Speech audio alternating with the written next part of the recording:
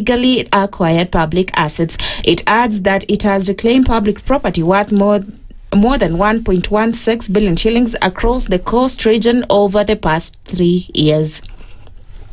In other news, the family of athlete Evans Kibet from Kipchiria village in Mount Elgon constituency, Bungoma County, is appealing to President William Ruto to intervene and secure his release from a prisoner of war camp in Ukraine. Speaking to Radio Maisha, Kibet's mother, Jen Moneria, said the family has endured more than a year of anguish after Kibet was allegedly lured to Russia by a friend with a promise of an athletics competition, only to end up involved in the war.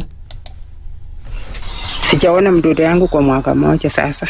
Nikikumbuka vile naonanga kwa TV Ukraine na Russia wakipigana, sikia uchungu ya ajabu. Sijakuwa na amani licha ya kwamba hako hai, lakini mimi mawazo yangu iko mbali nikikumbuka tu hiyo, kwa sababu uko Ukraine na Russia mambo ya vita saa yote. Hata saa hii nisikia tu ati simelipua sijui nini. Mimi mawazo yangu iko mbali. Hata nikijaribu kulala ndio hiyo kulia tu. Hata mpaka nikasema Kibe hata angejua, hata angekaa nyumbani akae na watu yake vile tunakaa, hata kama hakuna chenye tunakula, lakini tukue wote hapa na wao wote kama wako hapa nyumbani. Moneria expressed concern over Kibet's reported remarks to international journalists that he wishes to return to Russia and continue serving in its army, saying such a move will put his life at greater risk. Sasa hapo kama tu kuna njia ingine ile anaweza toka huko Ukraine akuje tu, lakini kwenda tena Russia mimi naona hapo ni ngumu. Yaani mawazo yangu inasema saa nyingine huko tena pato iko na maneno ile mbaya ambapo wataona sasa kwanza vile yeye amejulikana sasa kwa ulimwengu yote. Saa nyingine arudi huko tena maneno mengine itogeze. Mimi nilikuwa naomba tu atoke tu huko na arudi. Kibet's father has now appealed to President Ruto to facilitate Kibet's safe return home. And tea farmers in Nyamira County are appealing to the national government to help clear debts owed to the Kenya Tea Development Agency, saying the financial burden is affecting tea farming in the region. Speaking at the Sangani Tea Factory, the farmers also urged the government to lower fertilizer prices and ensure timely distribution of the subsidized farm input. Najua kuna sehemu zingine tukiangalia wakulima wa miwa, wakulima wa vitu vingine, unaona serikali inachiingiza ndani hata kulipa kule loans ambazo zilikuwa na wakulima. Hakuna siku tumepata kusaidiwa na serikali upande wa loans tukiwa wakulima wa majani chai. Changamoto yenyewe hapa kwa upande wa mbolea, bei iko juu kidogo. So hiyo inaelekea kuaffect wakulima. Tunapata mbolea wakati mvua hakuna. Kwa hivyo tunasihi directors wetu watuletee mbolea wakati unaofaa. Kama kuanzia mwezi wa Julai tutumie mvua ile ambaye iko. And that's the news. Sheila Tembur.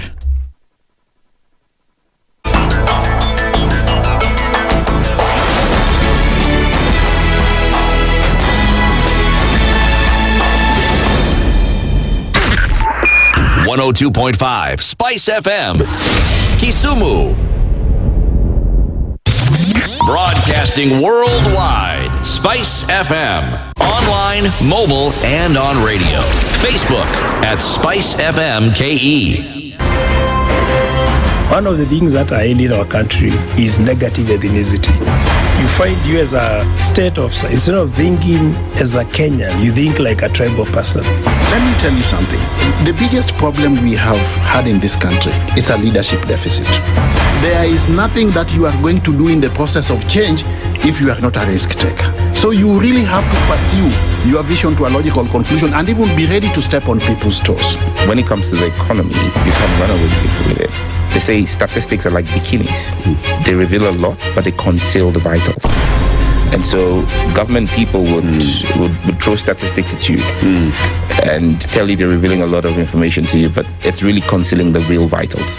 We need to get out of that, because when we want to grow our democracy, one basic thing that really requires to be understood by the political class, by all of us, is institutions are critical. This is the Situation Room, the only way to start your day. The following takes place from 6 a.m. to 10 a.m. every weekday on Spice FM. If we just gloss over issues and hope that time heals, then we might find that in generations to come, we might be back at the same situation. And the whole thing is born of stolen elections. Spice. When it comes to the decisions you make, you must be independent. There's no way you can allow one institution to dictate to you how you're going to conduct your operations, how you're going to decide cases. It's a no. When you weaken the institution to the point where they cannot take action, then you realize that politicians have to come up and now start dealing with the issues. That conversation has to die. Our politicians do not like the hard stuff. We must insist on the path of doing things right, whether popular or unpopular. Money changes hands. That is a fact. If you have political goodwill at the highest top, like in Rwanda, then corruption will be an issue of the past. If you don't have political goodwill at the top, we will pass laws, we will amend laws, we will continue passing laws and re-amending laws, and nothing will happen. This is the Situation Room. The only way to start your day. In this country, 6 families and 8,000 Kenyans control 90% of the GDP. We are not a country. We are a plantation. We work for Ruto. When you're telling the judges court orders are papers or they will not obey court orders, they're sitting and you're seeking orders from them. So how are they supposed to interpret it? Isn't it an oxymoron?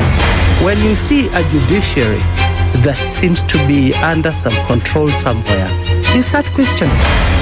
We have very powerful governors, but they don't use their offices to serve the people. If you are not shameful to do what you are doing, why should we protect you? I'm human. Everybody's human. So when you're told, kuja tuongee, I mean, you'd be a fool to say, staki kuongea today. Conversations have to be had, you know? People in leadership should only go into leadership if they are ready and willing to change the lot of the people. The Situation Room, Kenya's biggest conversation.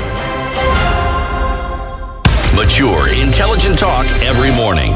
Spice up yourself.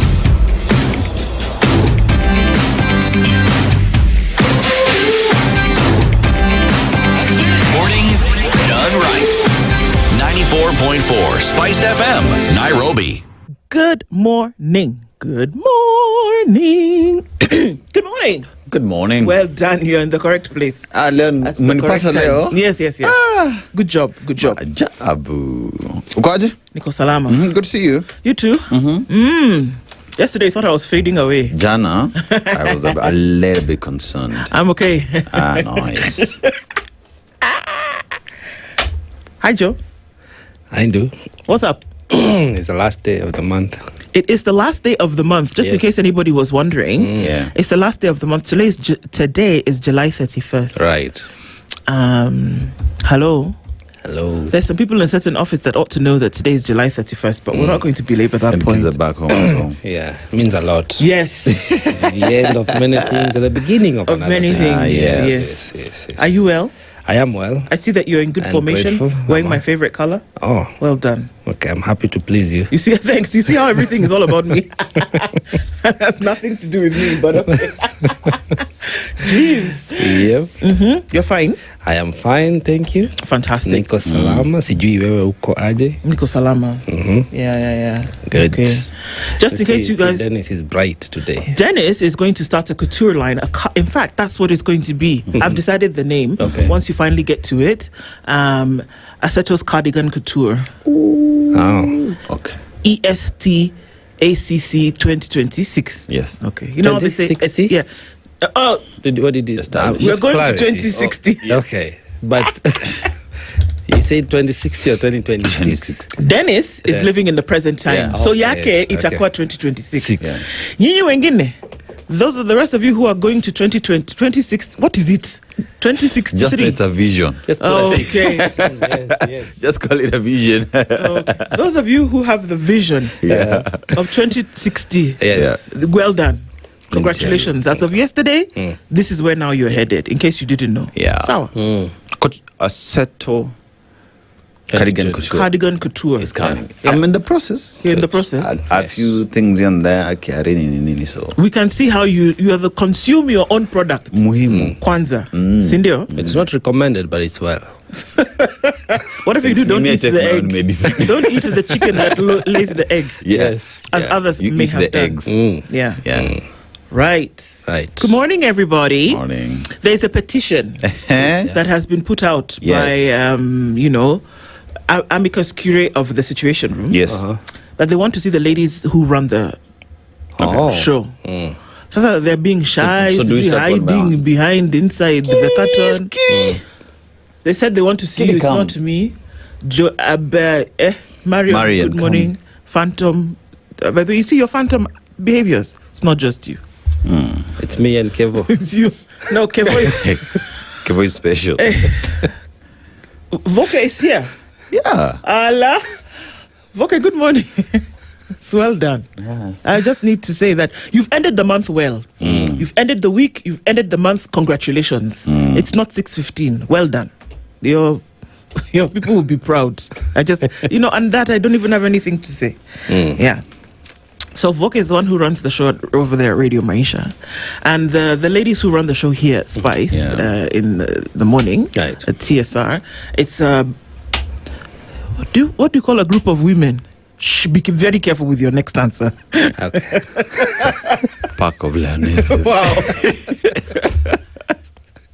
Marion, Skitty. Could be a bunch of Joy B and Regina this morning. EVE a couple of days. Mutanu also is on leave, but that's it. It's who run the world? Girls do. Yeah, they do a great job. They do a good job. Kabisa. Sometimes you'll do a +1 photo. Tindo? The team +1. Oh yeah, I think it's necessary. That's necessary. So every week, somehow. So Kimiak, we get to see that. Where is Kimiak? Kimiak is back. Hey, yeah. Guess who's back? Back again. Welcome back, Kimiak. He's back. Someone was Shakur. Yeah. Oh, Shakur. So now you're looking for people. Okay. Don Sabo is back, right? Don Sabo is just in and out. Yeah. Yeah. Okay. But Karibu sana, everybody, as we're getting into it this morning. This is the Situation Room. At about 6:15, Joe Kamanya is here. I am. Dennis Aseto. In flesh. Danny. Tall Ibrahim. Kabisa. Hey. Karibuni sana. I've called you by all your names today. So there must be something cooking. Okay, we're getting into the weekend, but we will not do that without having a number of conversations today. Thank you for being in the Situation Room. Our live streams indeed are up on YouTube, Facebook, and on X. And a very good morning to our audience on KTN. Thank you for being here. As you tune in around terrestrial radio, somebody said there was an issue with Mombasa. No, I mean Kisumu 105.2. Kisumu, that should have been sorted out. And we're back on the rails today. So Karibuni sana, and thank you for being here. We'll get into saying hello to you in just a minute. I'm going to tell you the conversations that we'll have today in terms of what things look like. It's going to be an interesting one, so we wanted to be here, that we should engage. Honestly, guys, we actually should engage on a lot of these matters. So, at 7 o'clock today, we will start off with conversation about the forgotten ballot. Is it forgotten?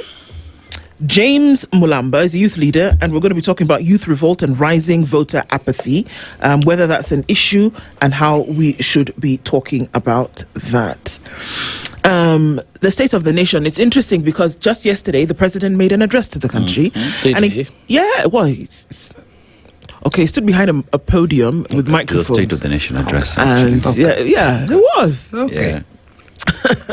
Likely you'll have your conversation about that. So we're going to be talking about that in terms of what it looks like with Dr. Martin Olo. He is the Associate Dean at Daystar School of Law, and we're going to have a conversation with him today in terms of what this all means. Political dynamics, Senate realignments, those all come into play. However, also, the president has made you know now that Kenya is on the path towards development, towards 2016. Yeah, okay. You see that?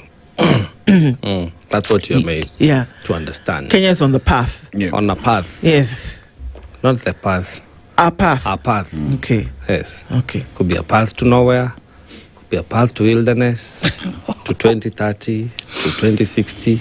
But it's a path. But there is But he said that the way to do this, and then that's one of the things that was interesting to hear until I, zoned out, is that the way to do it is the things that are being done now, and that you need to don't look for pressure microwave answers or solutions. It's going to happen, and we've set our eyes on that year. Leave alone the fact that you'd set your eyes previously on 2030. That's not what we're discussing now. See, 2060 is where we're going. The path that leadeth to heaven is very narrow. The one that leadeth to hell is very. Choose your poison. Well, let's see. You've been addressed. It's also Healthy Friday. And we're going to be looking at orthopedic health. Apparently, your body responds to what you put into it. Did you know that? I mean, it's like unbelievable. But yeah, it's like a computer. It does. Yeah. You garbage in, you garbage So like out. you could be feeling something somewhere, and it's all resultant from what you eat. Dr. Gerald Wasena is an orthopedic surgeon, and he's going to be talking about helping Kenyans overcome spine conditions. Yeah, you're walking and you feel, oh, my back, my whatever. Where is that all coming from? And everybody wants to use an orthopedic mattress. Everybody wants to use lumbar support chairs. But are you actually making it worse by giving your body a crutch? Or should you be making sure that you're forcing your body to do the things that it should do without support? That's our Healthy Friday conversation today. Those are the things that we're going to be talking about. Karibuni sana. Thank you for being here. We'll talk to you in just a minute after Dennis tells us what the Malawians said today. Now, the Malawians, you might know, Joe, that Lake Malawi occupies 20% of the total landmass in the country.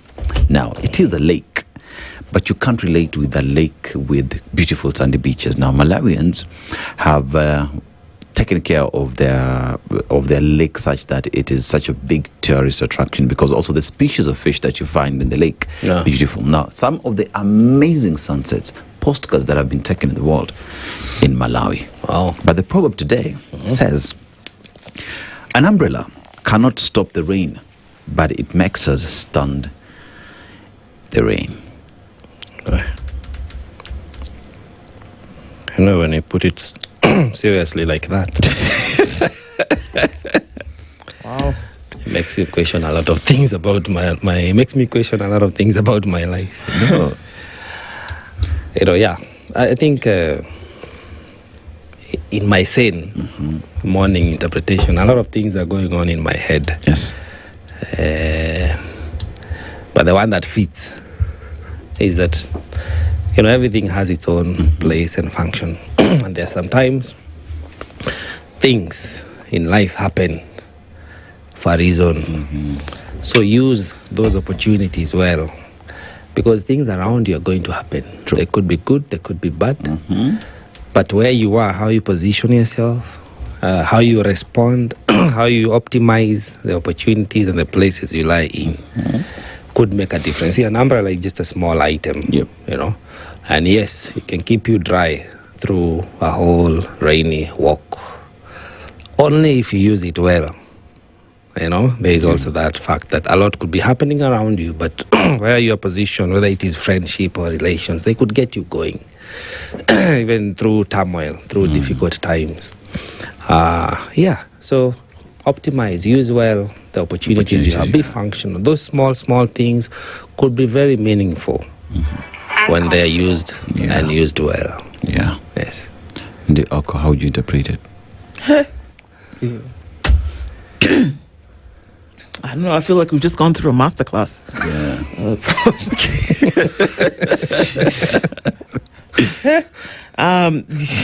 I think that through the storms of life, you will not really be sure how to navigate them, but there are little things that come here and there. It could be a word of advice. It could be just sitting in the presence of somebody who's a friend. It could be huge stopgap measures, but that there are things that will come in place that when you look at it, imagine a storm and look at a little thing like an umbrella, and you would never imagine that it would keep you dry or at least protected to some state. But then we shouldn't overlook the small things that come in, I think, to assist, like an umbrella does during a storm. So one thing that an umbrella does, it goes in that storm with confidence, Bana. Like me, I'm confident I'm going to protect you in one way or the other, right?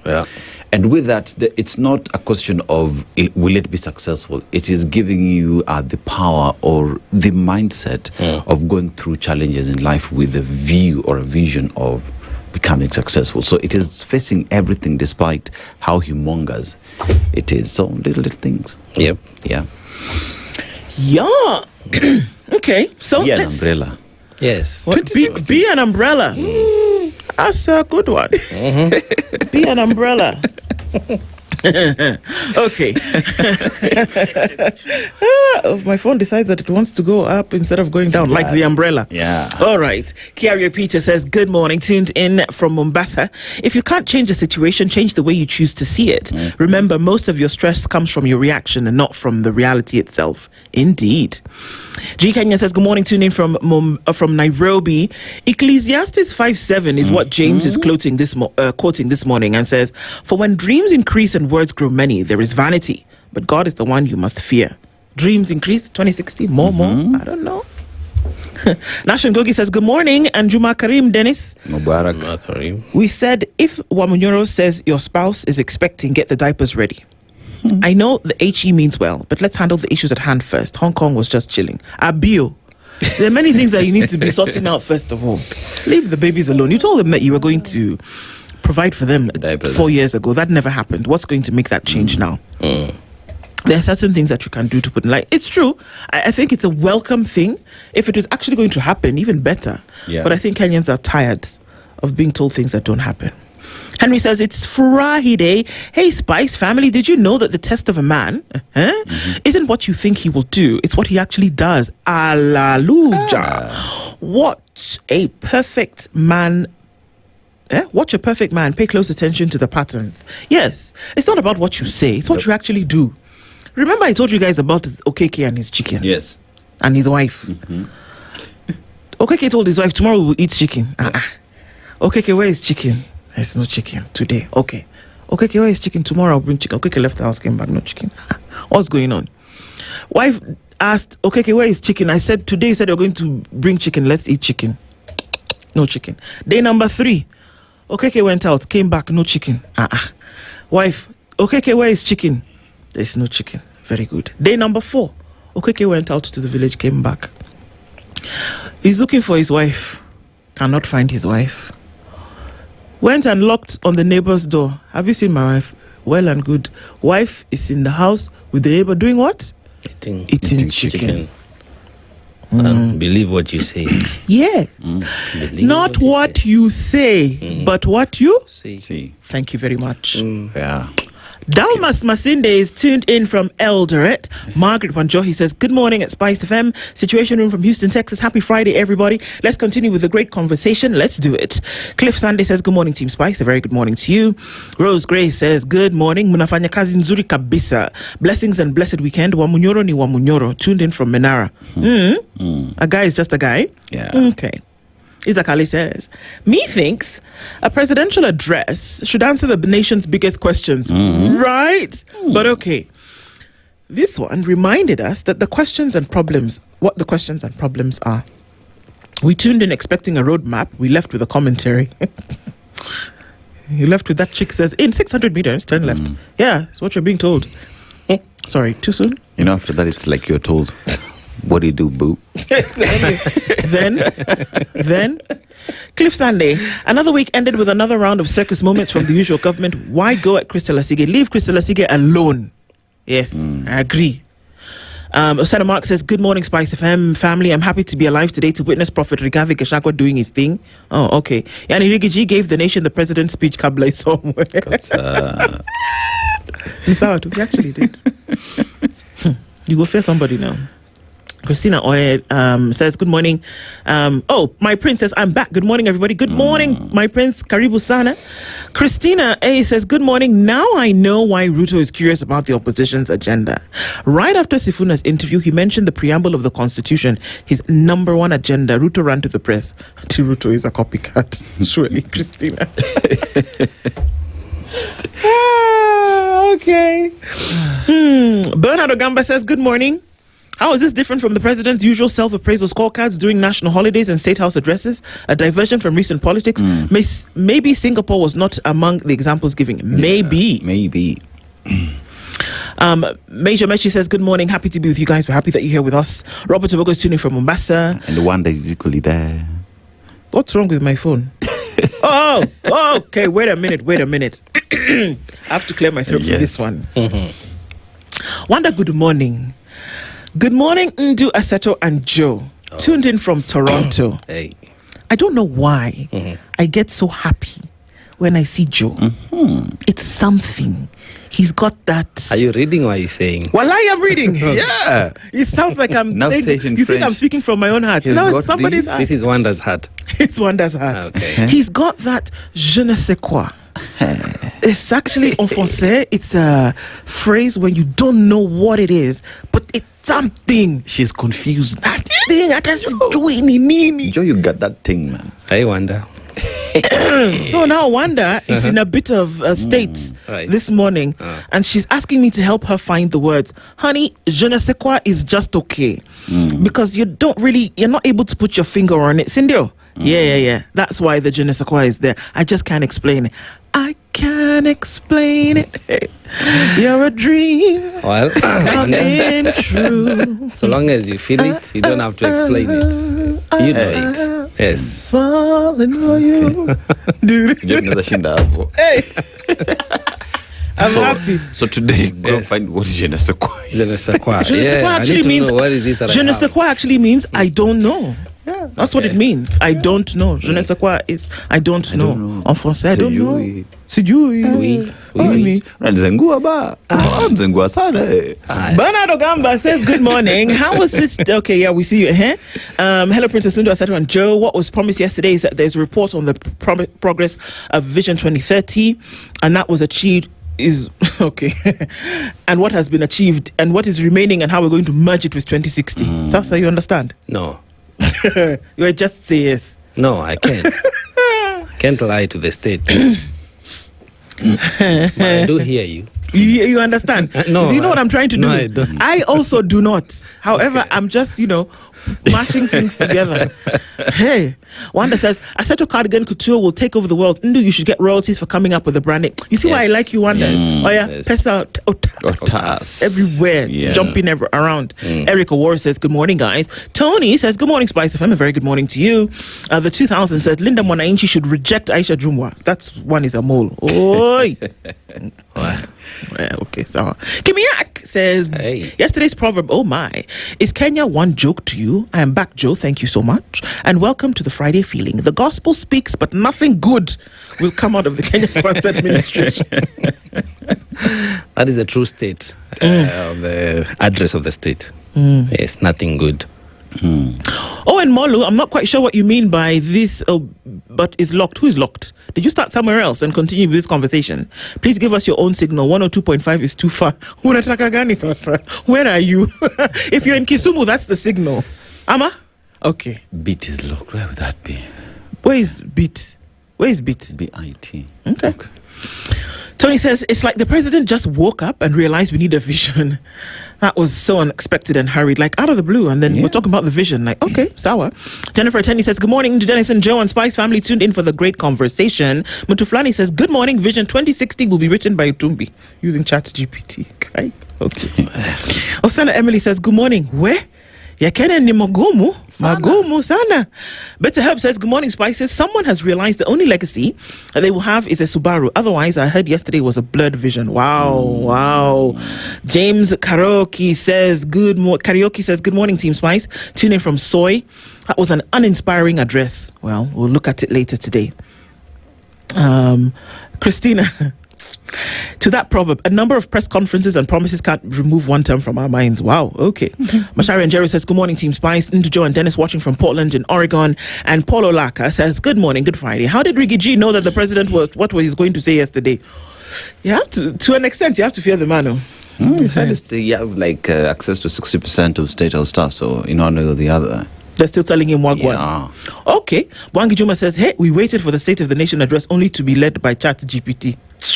It's Kenny says, good morning, tuned in this morning from Kiambu. As we step into the world's breastfeeding week tomorrow, we push for breastfeeding for a sustainable start of life. Strengthen what works. Good day. Many people would agree with you about the breastfeeding. Yes. Yeah, they say it's very important. It also assists in one way or the other dealing with breast cancer. So, we're talking about breastfeeding for babies here.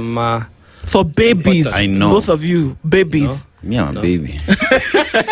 But you call us bae and babe. So the breastfeeding is not for you. It's for the actual infant. Okay. Yet to be developed child. Hello. Marion, I'm a baby. These guys. No, we just... No. Asking. No, don't. You see, no. It's a whole week. Can we step in? You know. For what? Babies are grown. She's the baby. The only babies remaining are babes. Get out. Two of you. Get away. It's not for you. Leave the baby's milk alone. Get out. It's baby food. I think we are called babies and babes. So therefore, yeah. I beg shift or Jerry. Hi, baby. No. This breastfeeding is for others. Can you see it's Kenny what they're saying? Jimmy Monode says, good morning. Yesterday's worst kept secret was not too much. Yesterday's worst kept secret was not much. Abby, have a lovely show. Thank you so much. Leonard is tuning in this morning. I expected the president to explain to us where he was going to find funds for free university education. But after 10 minutes, I zoned out. We were told we will be drinking water from Nairobi River. Imagine. Nairobi River will be so clean you will drink the water. You just told people last week who are going to school in less than a month that you are going to take care of everything. How about you tell them where you're going to get the money from? Ama? No? Which Nairobi River to drink from? The one below the Hyacinth. The one that when you're crossing you're crossing like this. That one. It's a health hazard. You're not that's a unicabla. What?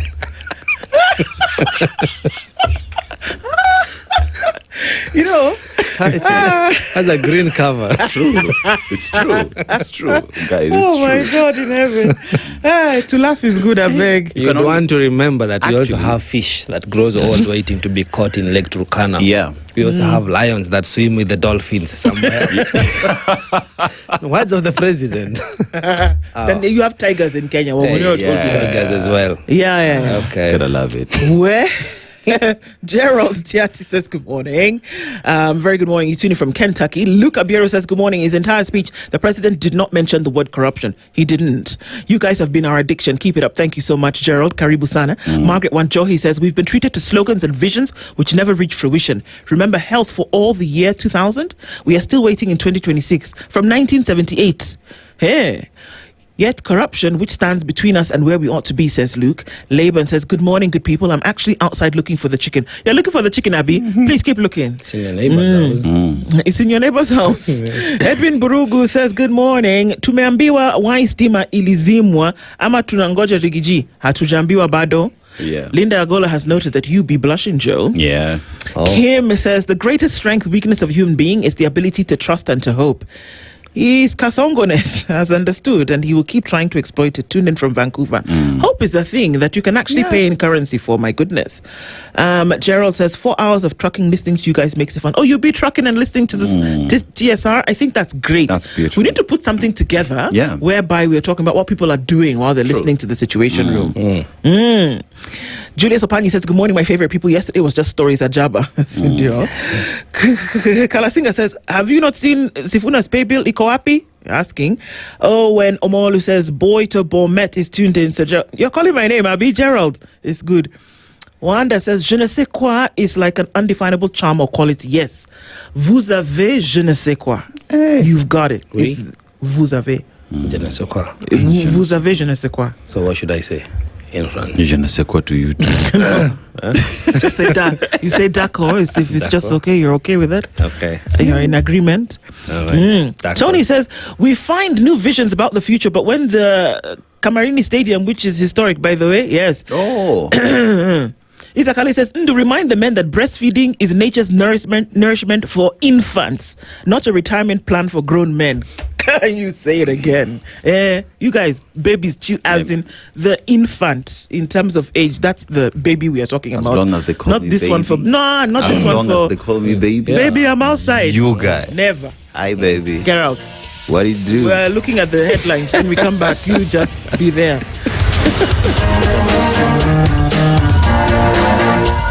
This is the Situation Room, the only way to start your day. The weather with SpiceFM.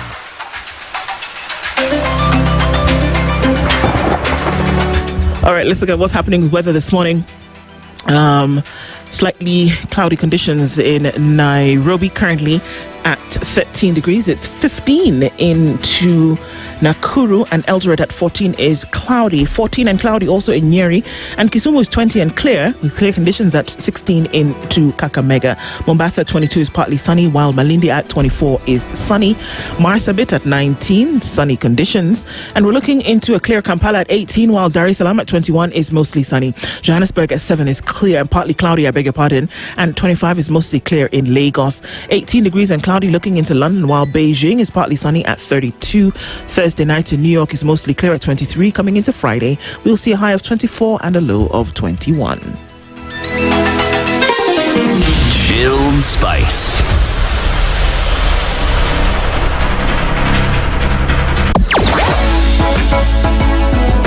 Sugar and spice and everything nice.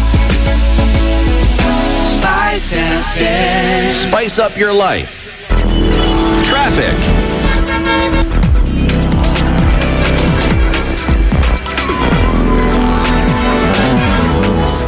Okay, so what are we looking at this Friday in terms of traffic? Do we have a lot of it? No, right now, not at the moment. Just at the Pangani underpass, it's going to slow down, of course, because you're going through a tunnel. Let's see what happens as you come up for air. But around you, you're not going to see too much. Schools have closed, more or less. Some of them are closing today. And so we're going to see less traffic, at least for the next couple of weeks. Especially for those who are transporting kids to school and all of this every day. And then we'll probably see some traffic later on as folks traverse the country getting home from school. So that's going to be a thing. They're quite a number. Imagine that you've just released 800,000 students to then go home. You're going to do something with traffic. Okay? We're going to have a look at this, though. For now, it doesn't look too bad. SpiceFM KE on X. Hashtag the Situation Room. As a mother, my formula is simple. Happy change, happy child. And that's the Gentle Care promise. Unstoppable play needs a diaper that stays in place. Gentle Care slip-ons are designed to move with your little explorer to make sure their dreams are as unstoppable as their days. Gentle Care diaper pants provides all-night protection. For your child's unstoppable confidence, these offer leak-proof comfort. They let your little superhero leap, laugh, and play as much as he wants. Introducing Gentle Care diaper pants. So many forward here. Titles are on the line. Rivalries are at their peak. This is the final stretch where legends rise and champions are made. From the Saudi League to the Bundesliga and La Liga. Recharge your monthly subscription today to feel the pressure, feel the passion, feel the game. Every pass, every goal, every moment matters. Don't miss a moment. Renew your subscription and stay in the game. To renew your subscription, dial *858# for self-service or get in touch with our call center on 0719 077 077 for customer care. Buy a StarTimes decoder at any of our dealer shops countrywide. Download the StarTimes On app to enjoy all your favorite shows and stream live channels on the move. StarTimes. Enjoy digital life. Sebastian Allaire. Tired of missing out? Want to stay ahead of the curve? Get the facts, the full story, and the truth all in one place with the Standard Group's all-in-one app. Watch live TV, listen to podcasts, stream your favorite radio shows, and get breaking news alerts instantly. Plus, access premium content with the Standard Insider and never miss a beat with the Standard e-paper. Read the Standard and the Nairobian anytime, anywhere, on your phone, tablets, or laptop. No delay, no clutter, just bold, judged, and factual news on demand. And here's the deal. Get a full year's e-paper access for only 7,699 shillings. So why wait? Download the Standard app right now from Google Play or Apple App Store, or visit epaper.standardmedia.co.ke to subscribe. The Standard all-in-one app. Stay informed anywhere, anytime. Mature, intelligent talk every morning. Spice up yourself.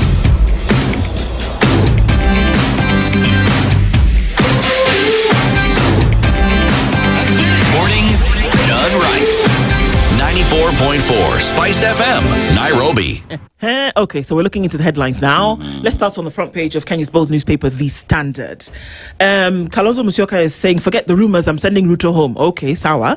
Wiper leader Kalonzo Musyoka yesterday dismissed speculation that he could join the government ahead of next year's general election, insisting that he remains firmly committed to the united opposition. Sawa. Question is, what emissary sent to him? Maybe that's a message the to only them if missing they point, were. Well, they've denied that there was no meeting or anything, and I think it doesn't matter if there was. If you're stable in your position, then it doesn't. Were people sent to you? Did you go have a cup of tea with somebody? Because now we think that, you know, if you had a meeting with somebody, it means that you're somehow aligned. Yeah. That's the perception that is the case, and I actually don't think it matters. Have a meeting with anybody that you want. True. But if remember what we said. It's not what someone says, but what somebody actually sees happening.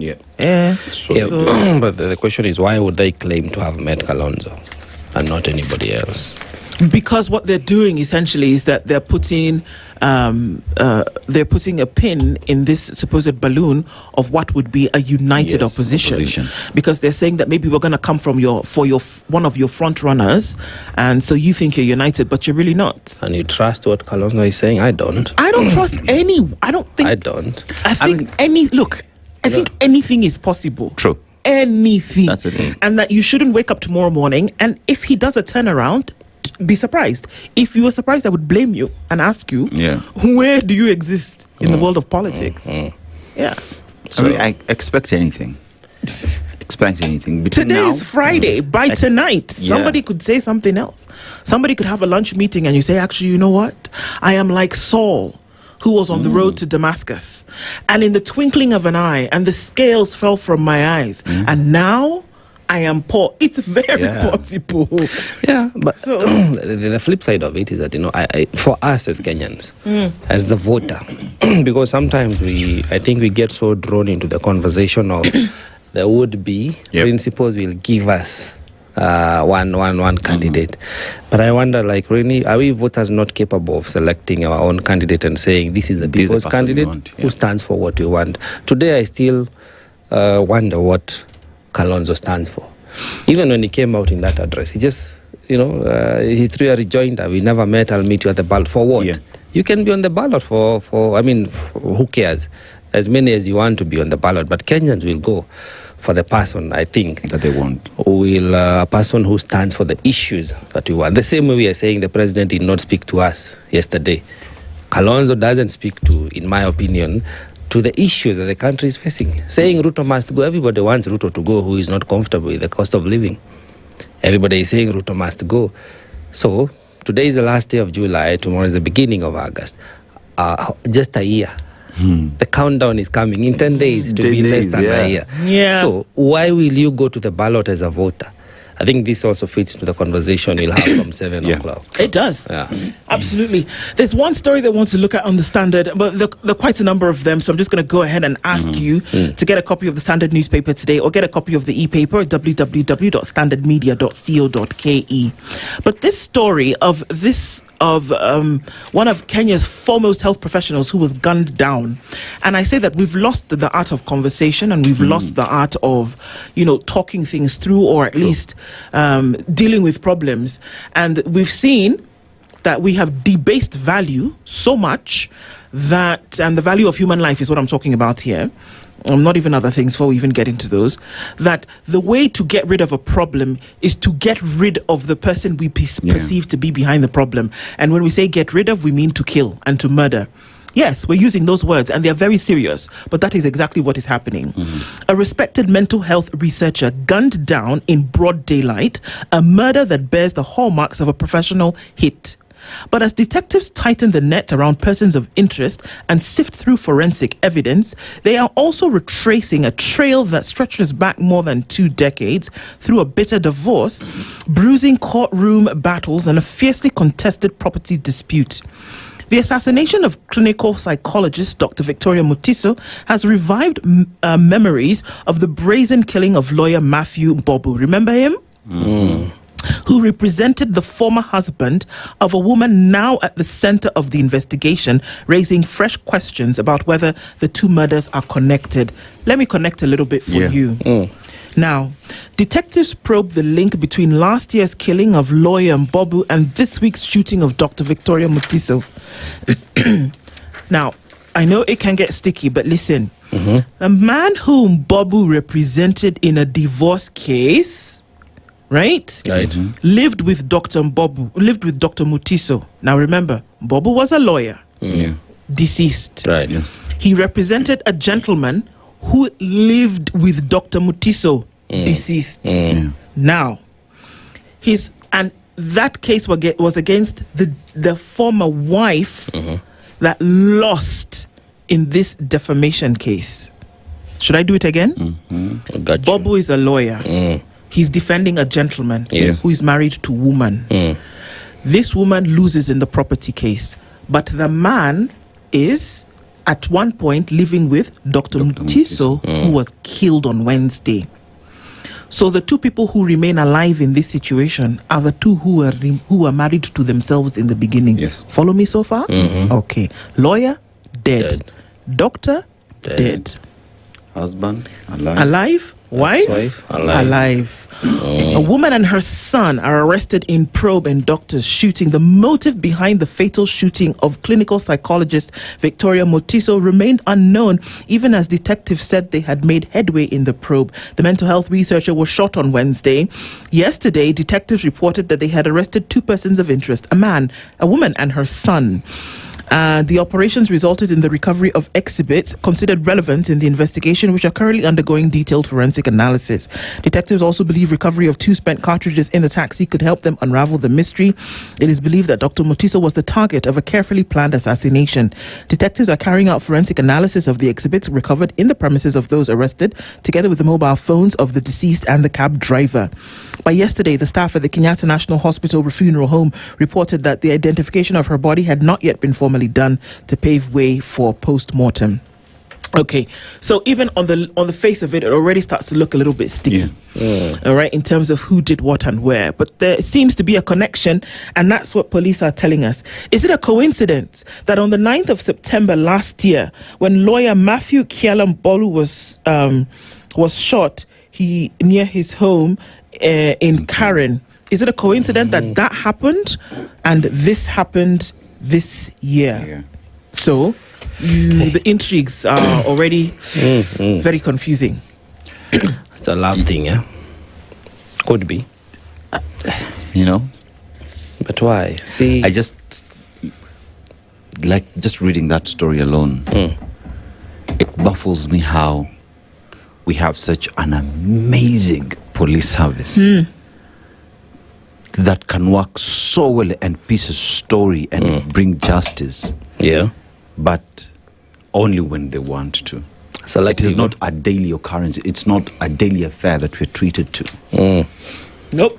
If we could only just allow them to do their job, Kenya would be an amazing country, assured of your security because of how great the police are. Because they're capable. They prove that they're capable. They know their stuff. It's just the selective application is what is baffling sometimes. Yeah. But, unfortunately, like this case now, this lady is gone. Yes. She was a sibling and maybe a mother. But for what? If it comes out as they're trying to put it now, that it was all from that failed marriage and now the dispute spills over, I mean, it's not worth it. Ikiisha imeisha. Ukiachwa achika. Why kill someone? Why kill That is my question. Why kill? Yeah. Why kill? For what? What is it that you have achieved? Yeah. And it will come back to you. It will. No one owns no one. Yep. If we can't get along anymore for whatever reason, Leave please leave it. Leave it. And when we leave, let me be with whoever I want to be with. Please, So, yeah. All right, Aseto. Ex-Treasury CS accuses Ruto of overrunning state institutions. He was in Sweden, is in Sweden, and he was giving an address on certain things financial. And he said the problem with, when I was CS is that the president was very controlling of very many things. Yeah, so chew on that a little bit. Yep. It seems that and he actually said, the members, the people I know, my friends who still work in the Treasury today, and the things that they have done, they're following them. And they cannot actually sleep at night. Some of them will actually be arrested because of what we see. Others died. Yeah. Dealing with these issues. Or he was part of the... He was part of the cabinet shake-up when it happened, and John Badi took over from Jugunandongo. So what is he saying about John Badi? and others who are active All in he's office saying today. is he refused to do deals. He refused to, to be back, corrupt. essentially, is what we're being told. That's There good. are many stories in the Standard today. We need you to get a copy of that because we wanted to look at some of the others. But those are some of the ones that are making the headlines today, as well as this whole business about who will move and who will not in the Senate and etc. We'll talk about some of those things today. IEBC proposes a law to recall MPs and seeks to end live election results. That's still a thing, and it doesn't look like something is rotting in the state of Denmark. That's what it looks like. When you want to stop live results, what is not alive that you don't want people to see? What are you hiding? Over to you, sir. So, Daily Nation, Ruto's roadmap. Ahead of next year's general election, President Ruto is rooting for an ambitious development charter. The president said the national conversation on Kenya's future beyond Vision 2030 will be launched on August 12th.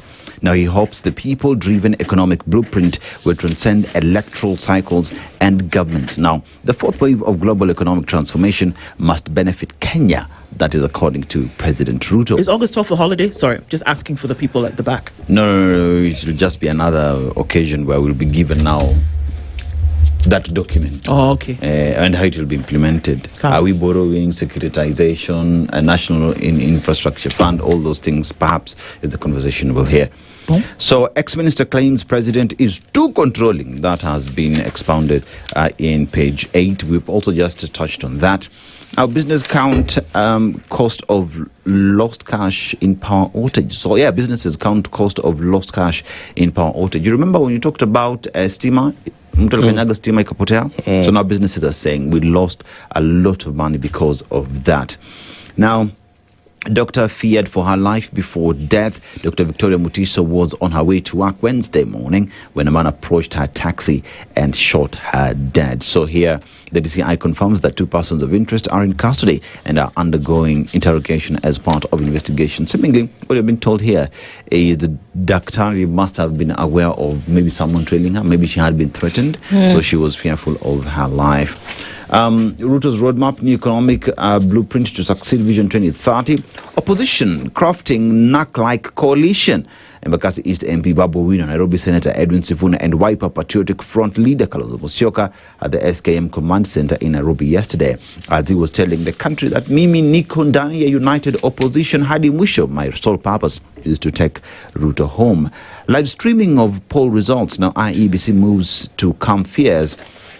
And here we see darkness and democracy are not synonymous. Transparency is the lifeblood of free, fair, and credible elections. That's according to Justin Muturi, former speaker and also former attorney general. Kindiki questions. Ruto faces tricky 2027 poll calculations. DP's constitutional protection limits are Ruto's options despite mounting Mount Kenya political pressure. Kindiki says, tutapigania hapa ndani. Hii serikali ni yetu. Now, my loyalty is to Kilifi residents, says Aisha Jumwa after UDA exit. She says, yepi amesema yuko ndani ya Linda Mwananchi. Well, in her statement yesterday, hajasema mali anaenda, amesema mali anatoka. Yes. Ametoka UDA. Because you've abandoned her. She is the abandoned love child of UDA and political expectation. And they spat her out and they said that you abandoned me, and so I'm not going to allow this kind of thing to continue. Meanwhile, as we go to Vision 2060, right? Medics strike cripples hospitals as patients seek private care. One of the things that the president talked about yesterday is that the country has to be healthy. Healthcare becomes a priority. How about you deal with the issues we see on the streets where patients cannot access healthcare? Kamanya? Patients cannot access healthcare. Well, yes, the Nairobian. You know that blackout? Yeah. We don't know the ripple effect in the health system. True. You know, so a lot is to be desired. Well, the Nairobian says Maxine's saga, blood, tears, then freedom. The rally romance that turned tragic, from dramatic courtroom testimony and forensic evidence to thousands of pages of digital records and a chilling distress video. The prosecution's case against former rally driver Maxine Wahome ultimately fell short. With the High Court ruling, there was no case for her to answer in the death of Assad Khan. These stories of love triangulations that end with drastic, death and disappearance of people, they need to come to an end in one way or the other. Because again, you look at this lady and you wonder, let's say, as the court has found her innocent, now what becomes of her repute? Her emotional distress. This is a person they were close, so a lot is to be desired. Then down there is a terror of the Waweru vampire. Should you find yourself in Waweru, you need to be careful. There is a man walking around giving. It's not a hickey. It's not a love bite, Nduh, but he's biting people for real. There's a vampire. It has become a concern. Even some businesses are being closed early in fear of that. There are a number of victims. Then the next one is house help and lover. They charged over 1 million theft. 1 week into the job, a house help allegedly walked away with 1 million, only for the detectives to trace part of the cash to her boyfriend. Are you keeping 1 million shillings cash in your house? Yeah, our interest is page 2 of the Nairobian. Talks of from rally lovers to silent deciders, the 10 faces of the Kenyan voter. What kind of a voter are you? 1, are you money-oriented? 2, are you a no-show voter? 3, the silent decider. 4, the rally enthusiast. 5, the last-minute converter. 6, the issue-based voter. And 7, the tribal loyalist. 8, the protest voter. 9, the strategic voter. And 10, the loyalist. Find that story on page 2 of the Nairobian. Many more stories to be found. The issue of the vampire. The issue of the bigamy case is not going very well. Some people want to be married to 2 men. Excuse me. Yes, page 10, it says, Kenya's youth must desist from political violence in 2027. I fully support that. The issue of Aisha Juma as well. And there's an interesting case here, Nduh, because you keep talking about education on page 14. Talks about access denied, how schools are still failing learners with disabilities. True. That needs to be looked into. And school without hair rules. Another interesting story on page 17 of the Nairobian. That and many more stories to be found. Please grab yourself a copy and update yourself. Indeed. That's what's happening in the headlines. Indeed, get yourself a copy and see what's up. I just want to note that the Nigerian super starlets have arrived in Morocco. They're chasing the 11th WAFCON title. 11th. They've won 10 out of the 13 since it was established in 1998.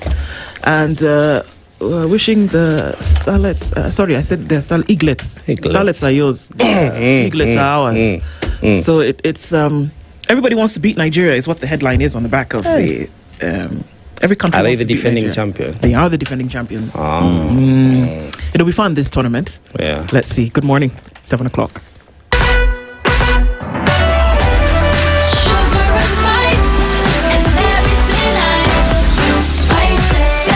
Spice up your life. The latest news from around the world. 94.4 Spice FM.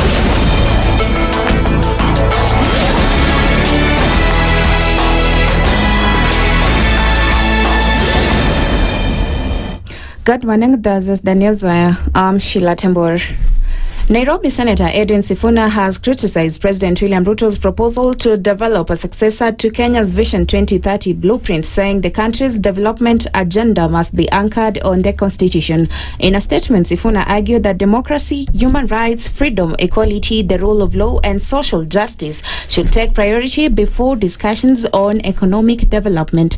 His remarks came after President Ruto announced that a national conversation on Kenya's future beyond Vision 2030 will begin on August 12th.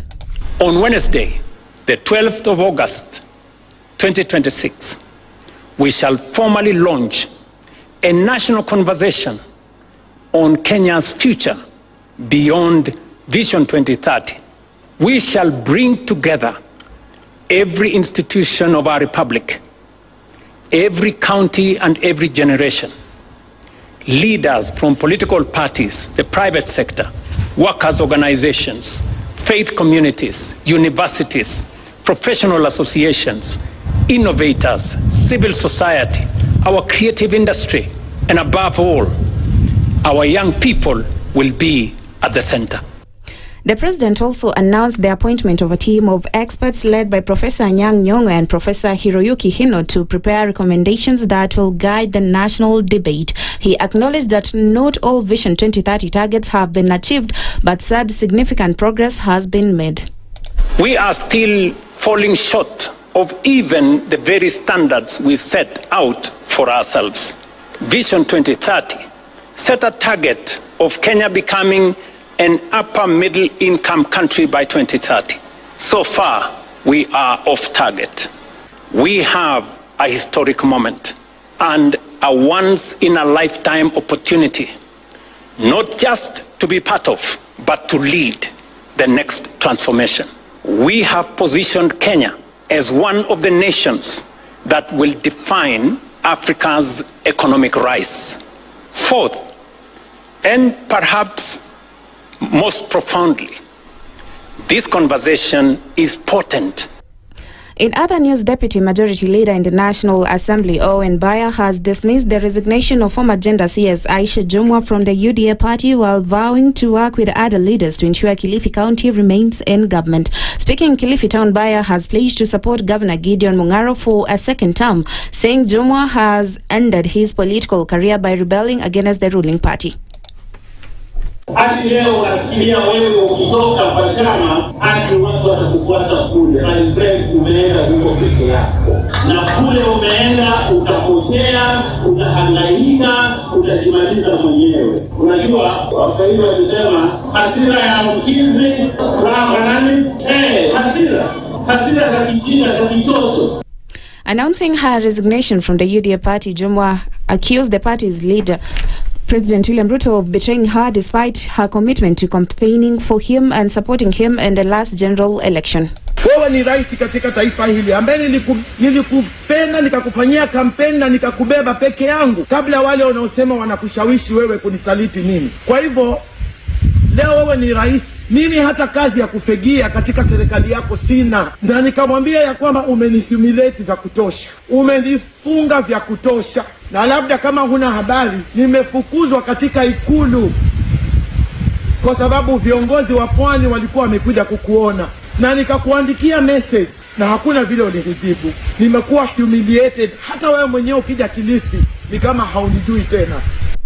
And the Milimani High Court has allowed the National Police Service and IPOA to call additional witnesses in the inquest into the death of Rex Masai. Principal Magistrate Geoffrey Onsarigo said a statement could help establish the circumstances surrounding Masai's death during the anti-government protest. The court allowed the police to call 6 more witnesses and IPOA 2. The court also directed officers from Kamukunji, Kilimani, Bunge and KICC police stations to produce arms movement registers. However, the magistrate rejected an application to recall a witness for a third time, saying it will delay the proceedings. The case will be mentioned on 6th August for further directions. And that's the news. I'm Sheila Tembur.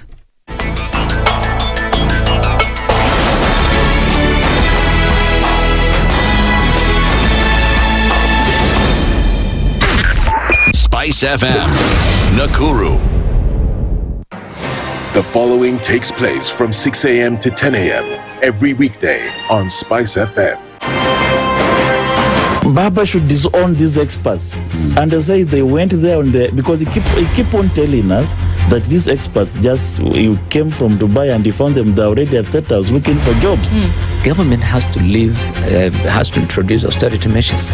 It's something that this government and the previous ones have not been able to do in this country. We've talked about it so many times. And really, I think you have seen the modus operandi of William Samoei Ruto since he came in. It's just showbiz. This is the Situation Room, the only way to start your day. The following takes place from 6 a.m. to 10 a.m. every weekday on SpiceFM. Parliament has got powers. Let me break it down. The National Assembly can initiate an impeachment of the president. This same National Assembly. Yes. That's our constitution. This is just a continuation of the previous administration, which Ruto was part of. President Uhuru himself openly said that we're losing 2 billion daily. Daily. I mean, come on. Are you saying that we don't have a central bank? If we look at Kenya, both public-private sector, that figure is ranging between 30 to 40%, right? I think it's clear that the government of Kenya is living beyond its means. This is the Situation Room, the only way to start your day.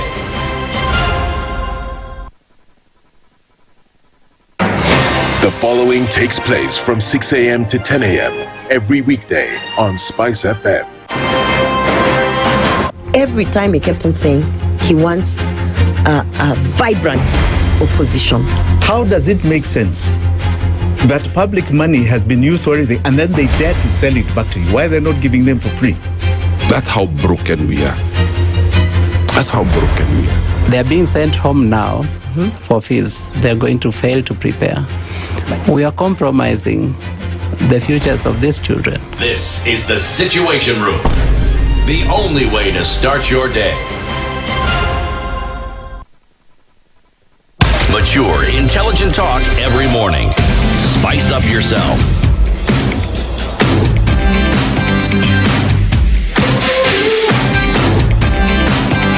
Mornings done right. 94.4 Spice FM, Nairobi. And a very good morning to you. It is 8 minutes after 7 o'clock. Getting into our conversations for this morning. Thank you for being here. And you wanted to know what frequencies that we are on. We'll let you know what those are just as a by way of reminder, depending on where you are in the city or rather where you are in the country. So yes, if you are in Kisumu, it's 102.5. It's 87.9 in Mombasa, 90.9 in Nyeri, 94.4 in Nairobi, and 96.0 in Nakuru, with 96.7 in Eldoret and 97.6 in Malindi. All right. If you're in Malindi and you tune to 96.7, you will not find Spice. You need to do that when you're in Eldoret. Now, if you are in Malindi, you need to tune to 97.6. Sawa. All right. That's what we're doing this morning. Karibuni sana. And thank you for being here with us in the room. Our audience on KTN is here and we're getting into things this morning. Joe Kamanya, Dennis Aseto, Nduh, Okoh, as we get into the conversations, we're looking at the missing ballots. And you say, is there one missing? No, the forgotten ballot. It's what we'll be talking about today. And youth leader James Mulamba is here with us and he joins us once again in the situation. Good morning. Good morning, Nduh. How are you doing? I'm doing just fine. Are you sure? Are you doing fine or just fine? Just fine. You're getting there? Yeah. Okay, we'll start with that. It's always a good place to start. At least you have something in the chamber. Been doing just fine as from 2013. Okay. Wow. Okay. So I guess we kind of know where the conversation is going to be going already. Okay. The forgotten ballot is what we'll be talking about. Youth revolt and rising voter apathy. Where all of this is coming from. So let's get into that conversation because we now might be speaking what is in the hearts and minds of others, but that will fold that into our conversation. Dennis this week has taken us to Malawi, James. Yes. Malawi is home to one of Africa's Great Lakes, so Lake Malawi. And in that lake, different species of fish, as well as fact that you can enjoy some of the best sunsets on that lake. The proverb that you get from Malawi: an umbrella cannot stop the rain, but it makes us stand the rain. An umbrella cannot stop the rain, but it makes us stand the rain. How would you interpret it? An umbrella cannot stop the rain, but it helps us stand the rain. Yeah. I don't know, it appears as self-explanatory to me that, well, an umbrella cannot stop what is to come, but it can shield you from what is to come. And I guess that's it. I don't want to overthink it. Okay. Sawa. Is the youth ballot is that idea of a youth ballot fast disappearing from the hearts and minds of many a Kenyan at the moment?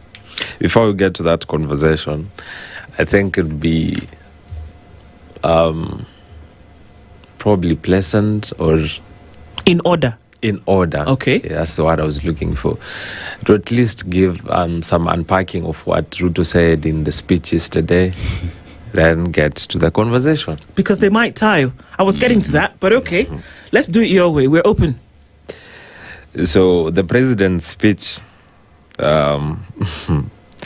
went by something that looked like we're supposed to have a paradigm shift from Vision 2030 to a new vision. And before he got to that, he said countries are built on discipline and design.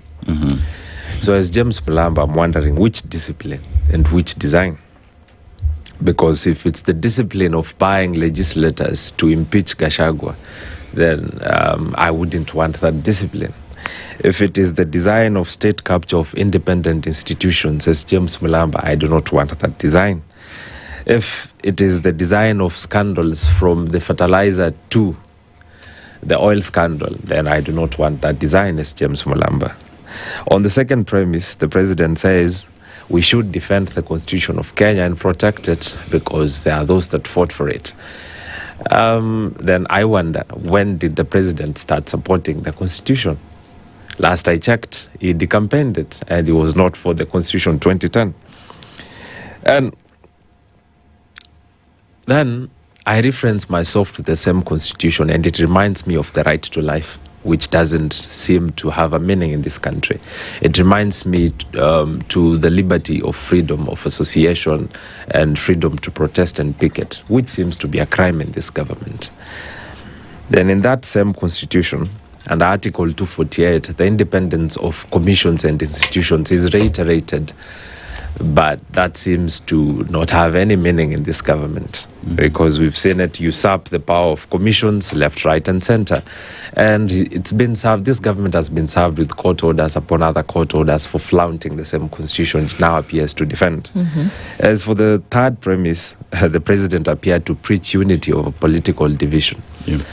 And I'm wondering, does unity still include the anti-riot or anti-protest remarks that gave an order for shoot to the leg? Does the same unity extend to referring to young people as anarchists and treasonous criminals? And does that same unity include the conversation on hate speech that has been peddled by some of the close allies of the president, including Murkomen, Duale, and the list goes on? And one would probably avidly say, maybe they're acting on orders from the president if he does not appear to call them out by name. Because every time he has some of these grand ornate speeches, he goes on a rant about how we need to have political tolerance, we need to bring to an end hate speech and disunity and so on and so on. But he does not name and shame. So one would say probably he sends them to speak the language that he wouldn't say to the public, given that they are his close allies. So next time, Mr. President, when you are giving such speeches, please name your cabinet secretaries and your parastatal heads and those that are in government, including legislators who appear to have a sharp tongue for a divisive politics. And as I wind up, the president gave a scorecard of himself. The first time I've seen someone mark his own exam. And in it he said he acknowledged that he inherited a troubled economy. What Gachagua said were empty coffers. And that he has turned around the economy of Kenya, quoting some figures from the inflation that he says has dropped and how the economy has grown. But do we then feel that growth?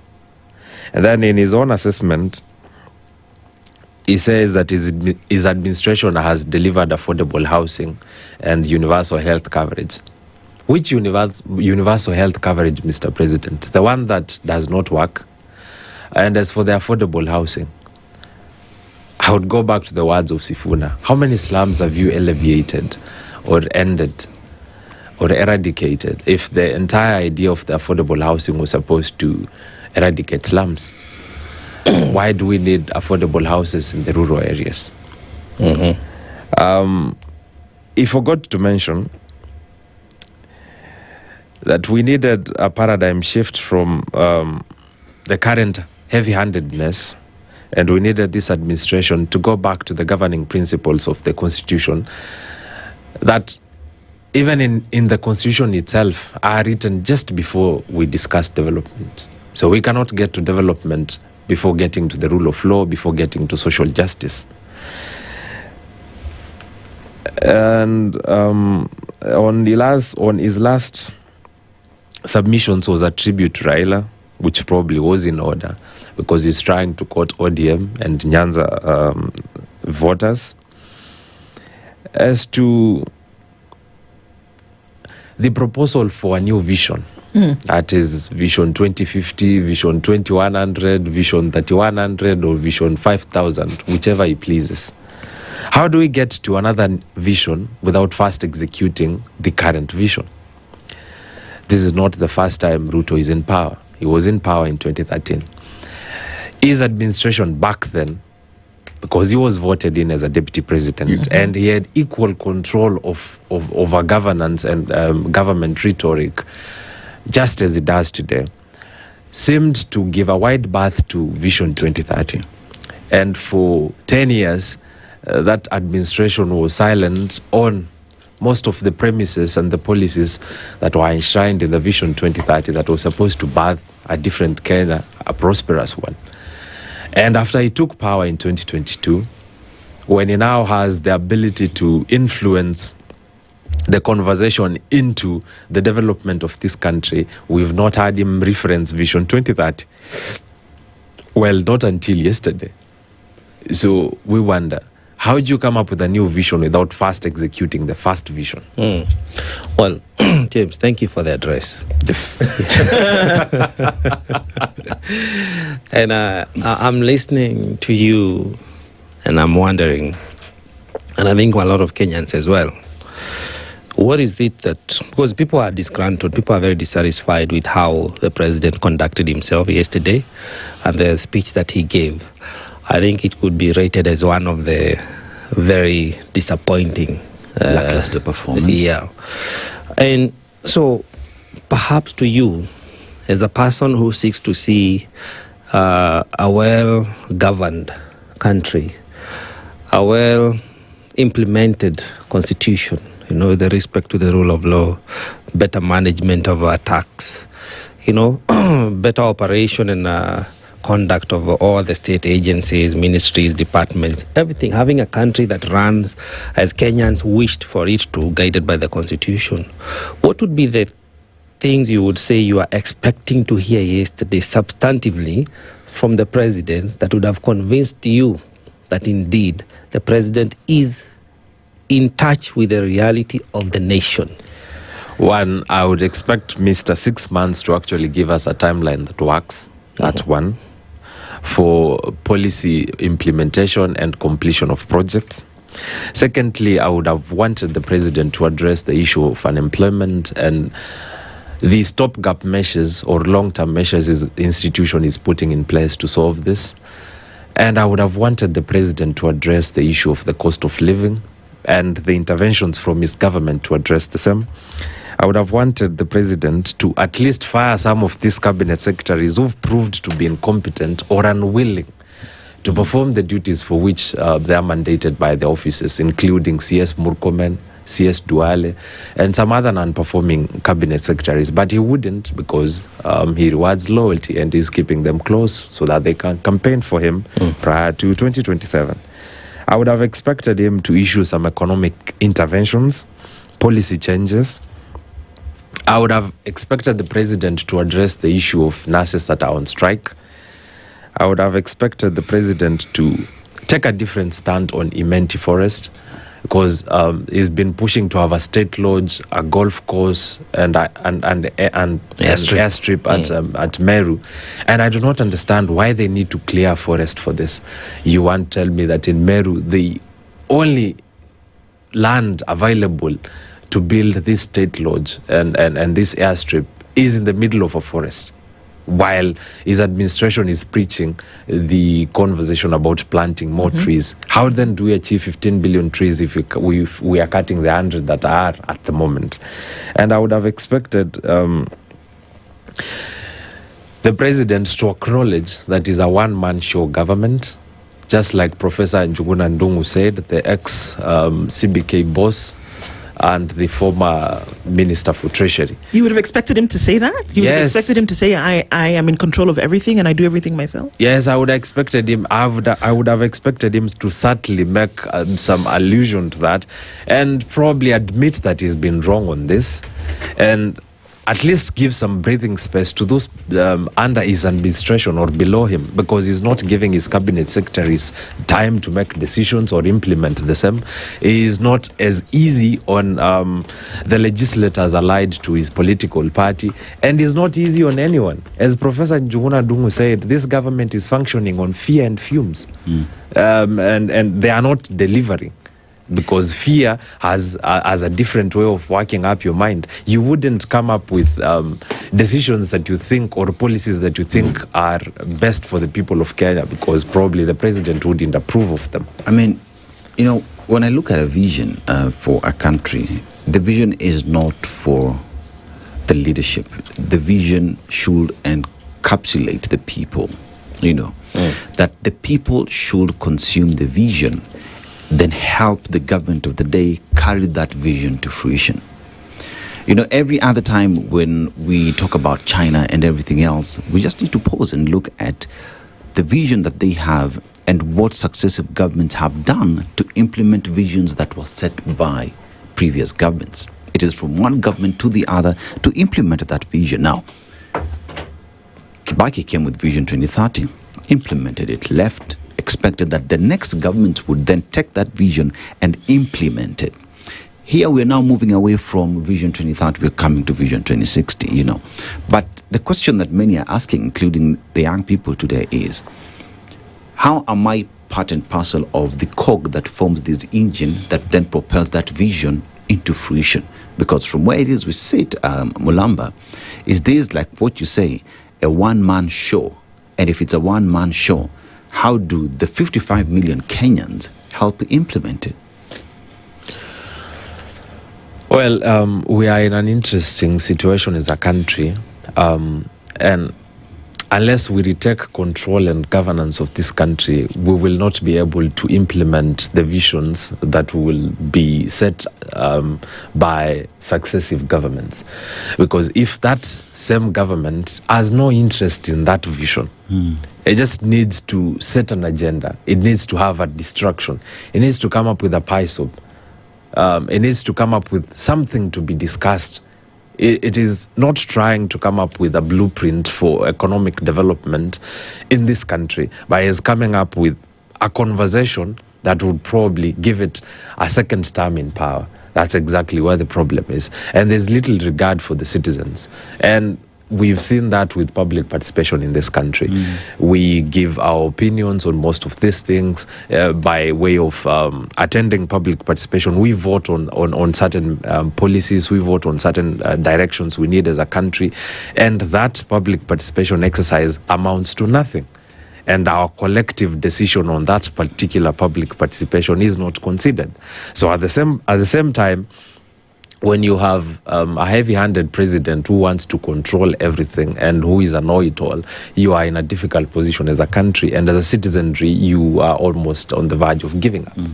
And we have to reclaim this country so that our voice now appears to matter, because representation in this country does not even matter. If your legislators are bought, if the judiciary is captured, and if most of these independent commissions and offices are captured, then where then is the voice of the common man? Now, on that verge of giving up, James, is where you find the majority of the population, the youth, who are told the future belongs to them. Yeah, sure. And as we talk about 2060, that is the future, which should belong to the youth. Therefore, you would expect, as Dennis says, that this Vision 2060 is birthed largely by the ideals of the youth, because that nation we want to build is a nation for them. So they should be the one who should birth to eat. And I think the president said that great nations have been built, have been generated, have been developed, because this is work that goes into it by people who own and say, this is where we want to go. Out of discipline. Out of discipline and not out of guesswork, which I think he's doing a lot of guessworking. Now, when you look at it, James, today's Kenyan youth, in my opinion, stand firmly against this regime. And they're saying, must go, must go. They seem to have declared Ruto is the outgoing president in a record 1 year, 1 week to come. Today is the 31st of July. So that is one. Two, the youth have been treated as a political tool. Everybody who comes out to talk about their aspiration for presidency, they are yearning and trying to implore on the youth for vote. And yet, they treat the youth as people to be rescued, to people to be helped, but just numbers to help them win.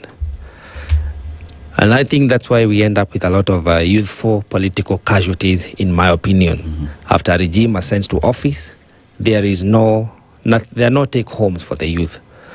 Do you think, as we approach 2027, that now the youthful vote of the country has experienced a paradigm shift from the pains granted to them, especially by this outgoing regime? Do you think they'll behave differently? You see, there was a time I used to hate William Ruto. Well, I still do. But at that particular time, I did not realize that we needed a bad president to invoke in us or evoke in us emotions or the civic consciousness to actually show up to vote. And there was a time when the young people of this country were disconnected and disengaged from politics.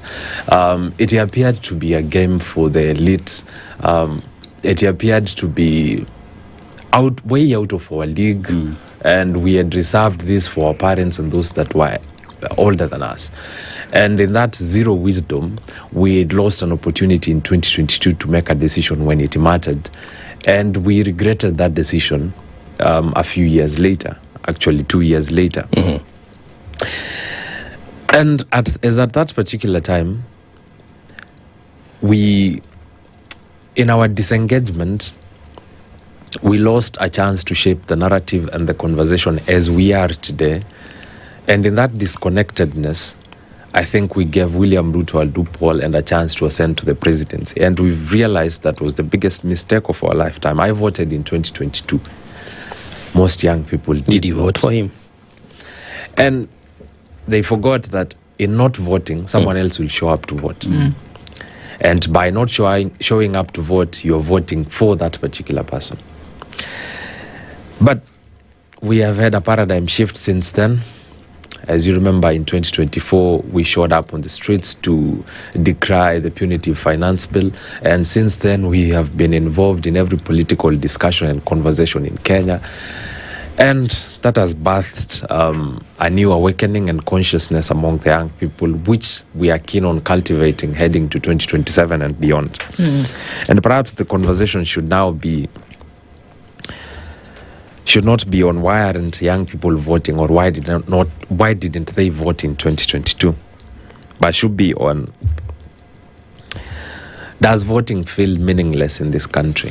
Okay. Because we are getting to that conversation. Has the political establishment made voting appear meaningless? Let's take a break on that and then probably come back and decipher this and pick at it a little bit more. That is the vote actually worth what we think? And if we keep saying, well, young people don't come out and register, it's the young people who are going to come out and register. I mean, they're 70% of the population.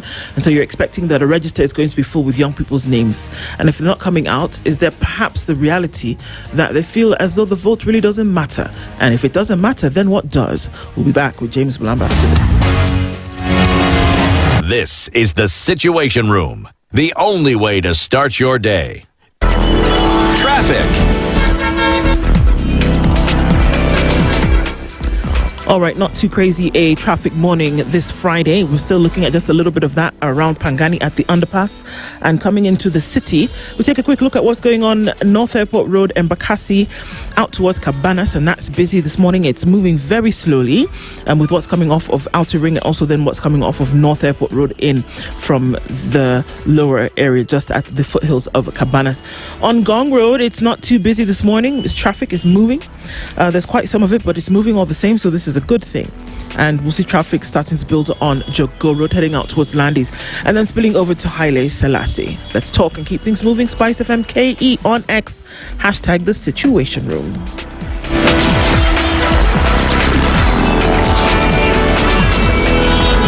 Mature, intelligent talk every morning. Spice up yourself.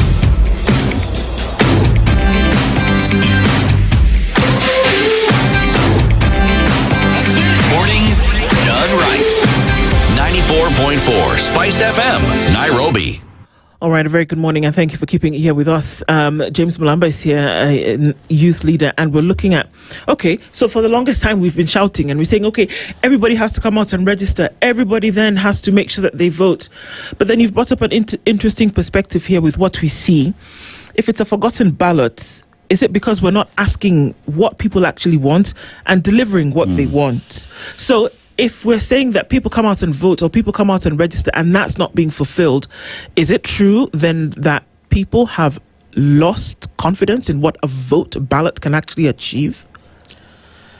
I think this disillusionment stems from the litany of broken promises, unchecked corruption, unemployed graduates, and an non-existent track record from the already elected leaders, the ones that we have today. We have Sakaja, for example, who was a youthful senator and a youthful governor at the time of his voting in or election. And I remember some of the promises he made and his brilliant speeches, but they have amounted to nothing. And that goes for William Ruto and most of the leaders in this current regime. And the situation has been almost the same in past regimes. And then we ask ourselves, well, apart from the few governors who are performing and the few MPs, less than 10 who are performing, then does then really voting matter if we appear to change the politicians, not the politics, not the leadership, not the development record? Then it appears as if we are in a circus and we are going rounds and rounds, and this does not seem to come to an end.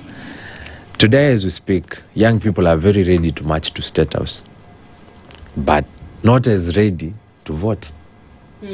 Our generation has been accused of being a fast generation, from fast chargers to fast cars to a fast life to fast foods.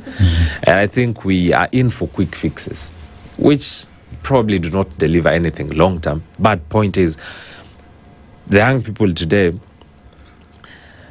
are confident that marching to State House and taking William Ruto home for once and for good is sure bet, as opposed to waiting to take him home in 2027. And that goes for the other leadership positions, governors, MPs, and so on.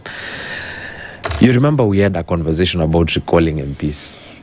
There was a time we were confident that recalling MPs would actually deliver a transition in leadership and actually showing up to vote on the ballot.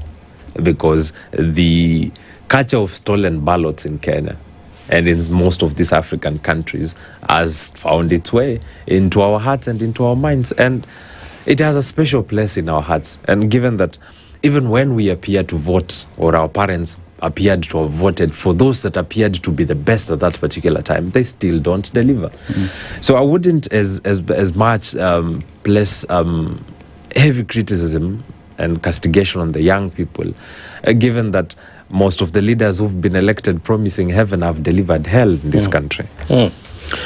The forgotten ballot is not a sign that the young people have stopped caring. Perhaps it is a sign that many of the young people today have stopped believing in the power of the ballot. To them, they would rather, as I said before, march to State House and have quick fixes to the problems we have than have a ballot. You've had the conversation of dictatorship in this country. It's unfortunate that some young people are thinking about having a benevolent dictator. This conversation is not domiciled to Oburu alone. Some young people today think we would rather have a military general takeover than have a democracy in which the power of the people is not reflected. But do you see where that comes from? In my opinion, it is from a frustration of that having trusted this system as it is set now, this practice, the regime that we're having in office, we still don't realize the much proclaimed promises, as you put it. And therefore people begin to think maybe, just maybe, if you went, you hear people saying, oh, we need a Traore, and many other people, we need a Kagame, and other people. So that could be the frustration where this is stemming from. Not that I agree with it. I don't also agree with it. Yeah. And if that is the case, to recalibrate the youthful vote, for people to feel invested in the process, is it about time we start appreciating the power of that vote? As you rightly put it, bad leaders are elected by people who do not show up to vote. And today, we have had moments whereby the youth have in one or the other seemed to prompt or to front a presidential candidate. Remember, around June 2024, people started saying Matiang'i should be the youth president. And it was quite a populous affair, but that faded as soon as fast as it came. I don't know whether it is still the first generation or thing, fast charger, fast come, fast go. Matiang'i was not our candidate. But he did, some people the conversation was there. Social media. Yes. And many other people have come. Now we also have Sifuna. At some point we had Natembeya. Every now and then you find a movement, a wave that seeks to front an icon of change, because I think that is what people are looking for, an icon of change. This is a person that we believe or we hope can help us send the outgoing President William Ruto home. But I worry, James, that we could be, or the country could be organizing on sending William Ruto home, only to replace him with another classic problem. Should it be that today the youth are saying, for anyone who wants to be a president of this great nation of ours, they must be in touch with the following issues and articulate how they intend to resolve those issues, so that way the youthful vote will have created a criteria, a checklist of presidential aspirants, and then from that you do a check-off. What do you think? I think you've taken me to the conclusion of this discussion just as we were beginning. Right. But that speaks to the youth revolt and the conversation about a new dispensation of leadership and new metrics for judging leadership that we've discussed on social media and on ground for a while now. Our organic civic spaces and the push for voter registration and the narrative we are pushing today, we've set the agenda and the exam for anyone who wants to lead Kenya. I don't think we are the first generation that has come up with a new, marking scheme for leadership, but we are doing quite well with that conversation. Today we are saying development is good, but we would rather have moderate development and vote in a leader who cares about social justice. We would rather have moderate development, but have a leader who places the rule of law and the constitution before anything else. We would rather have a president or a governor or an MCA or a senator who respects the right to life, the right to association, the freedom to protest, and the freedom to criticize government and generally have a different or a dissenting opinion from the prevailing opinion in government. And you remember when the conversation about the candidate of Matiang'i came, the candidate of Natembeya, the candidate of Kalonzo, and to now the candidate of Sifuna, the underlying conviction, persuasion, and conversation has been on what really qualifies a leader. Before we got to Sifuna, I think we had been presidential hunting. I'm a president hunting, if you may. we had not settled on Matiang'i, we had not settled on Natembeya, we had not settled on Kalonzo or Gachagua. But there seems to be a consensus now about Sifuna. Because most of the qualities we articulated back then that we thought were befitting for president have been found in Sifuna. We said we want a president who under-promises and over-delivers. We said we want a president who is in touch with the realities on the ground. We said we want a president who understands the youth problem. We said we want a president who at least has walked this path before and feels the pinch of the shoe.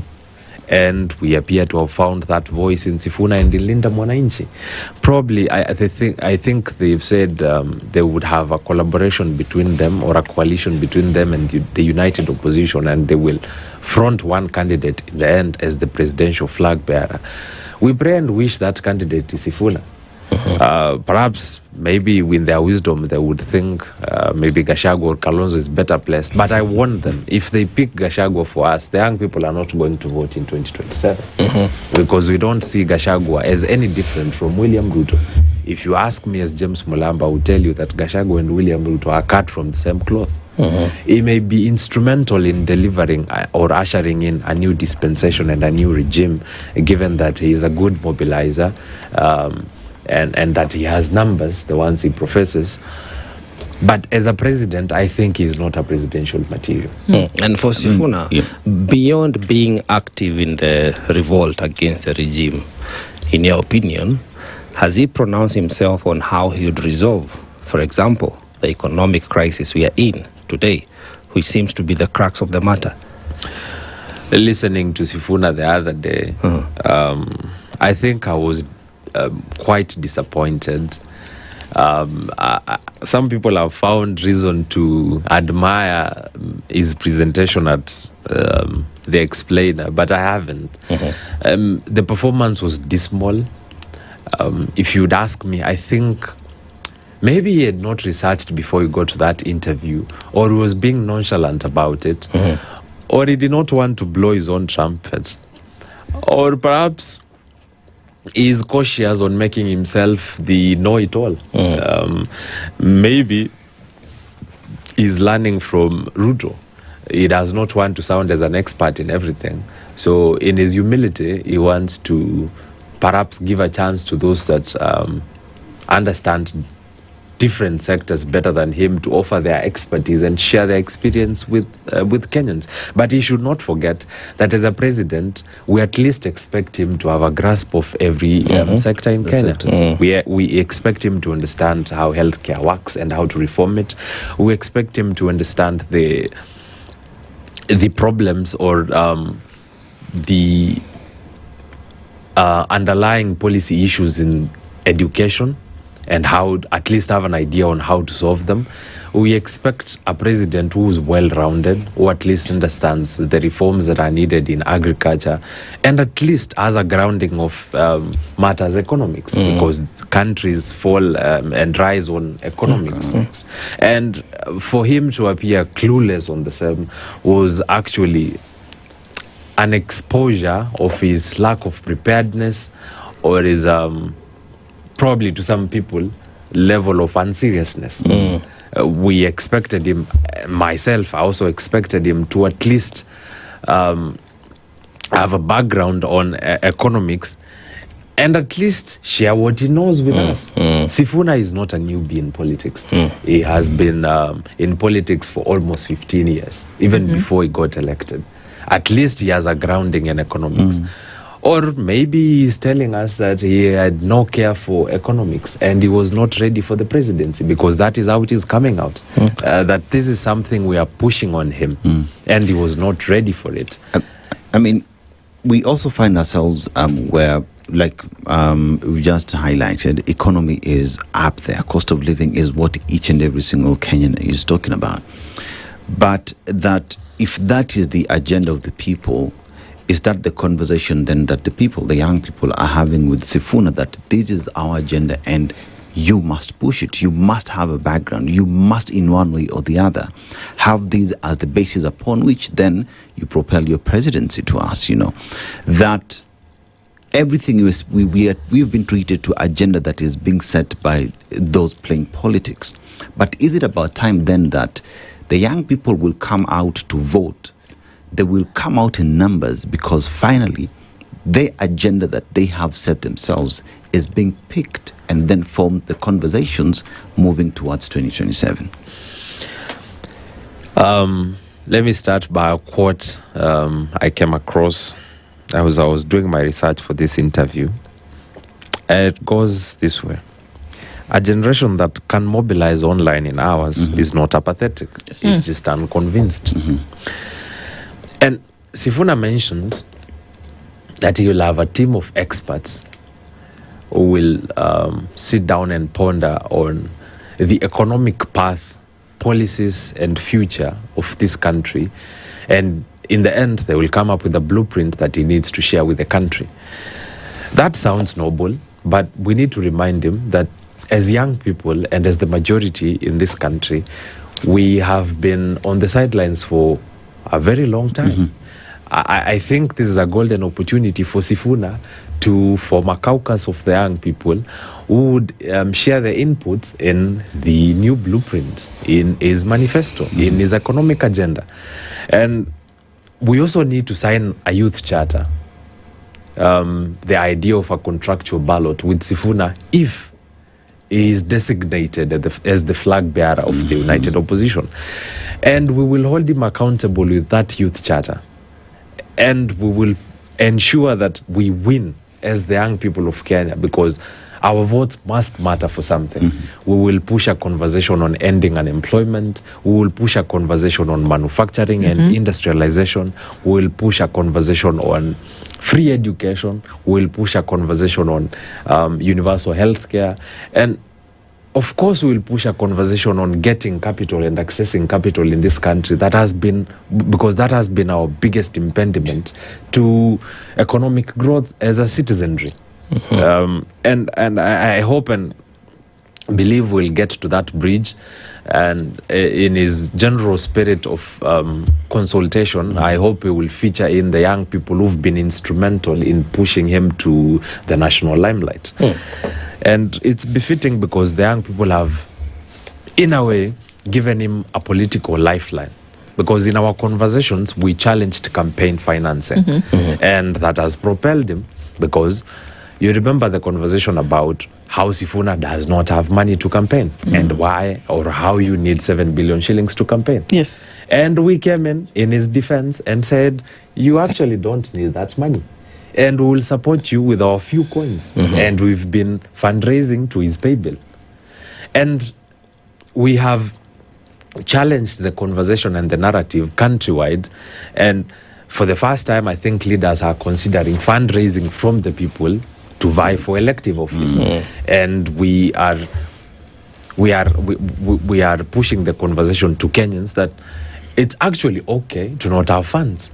It's actually okay to not have billions to campaign. Because that's not what it's about. Yeah, essentially, it's what we're saying. Yes, because that is not a metric for good leadership. Okay. And when you don't question the source of these campaign funds, and when you are busy dining with that particular candidate, and you forget to oversight them, if thinking that oversight and accountability starts when you elect them, that's how you start losing power.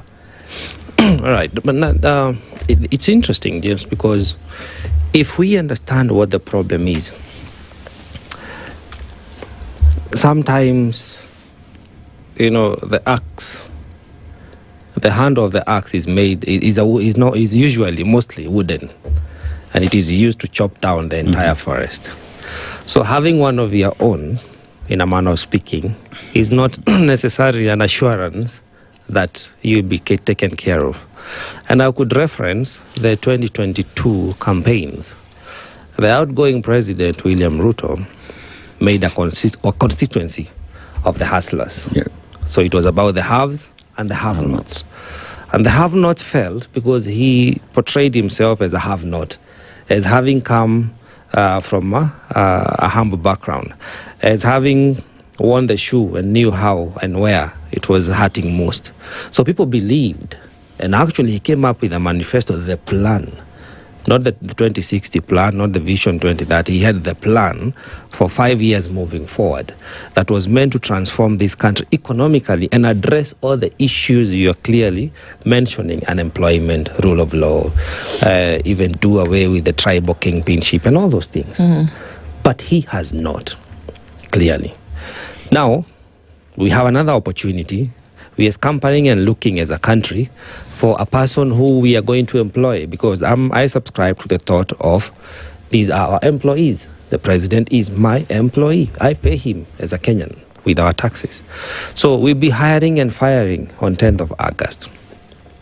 If we truly understand that one of the things we must work on is the economic status of this country, because if, regardless of how good our constitution is, if we mismanage our tax, if the tax injustice continues, we are just going to remain with a good constitution, but the pain points for Kenyans are just going to increase. Now here we are presented with a situation to do better, to change, to have the paradigm shift, to be deliberate, to not just be involved but also be committed to the cause and build this great nation and birth a country that we all can enjoy. Why do we need to force someone, in my opinion, like Sifuna to be a certain way to be a president?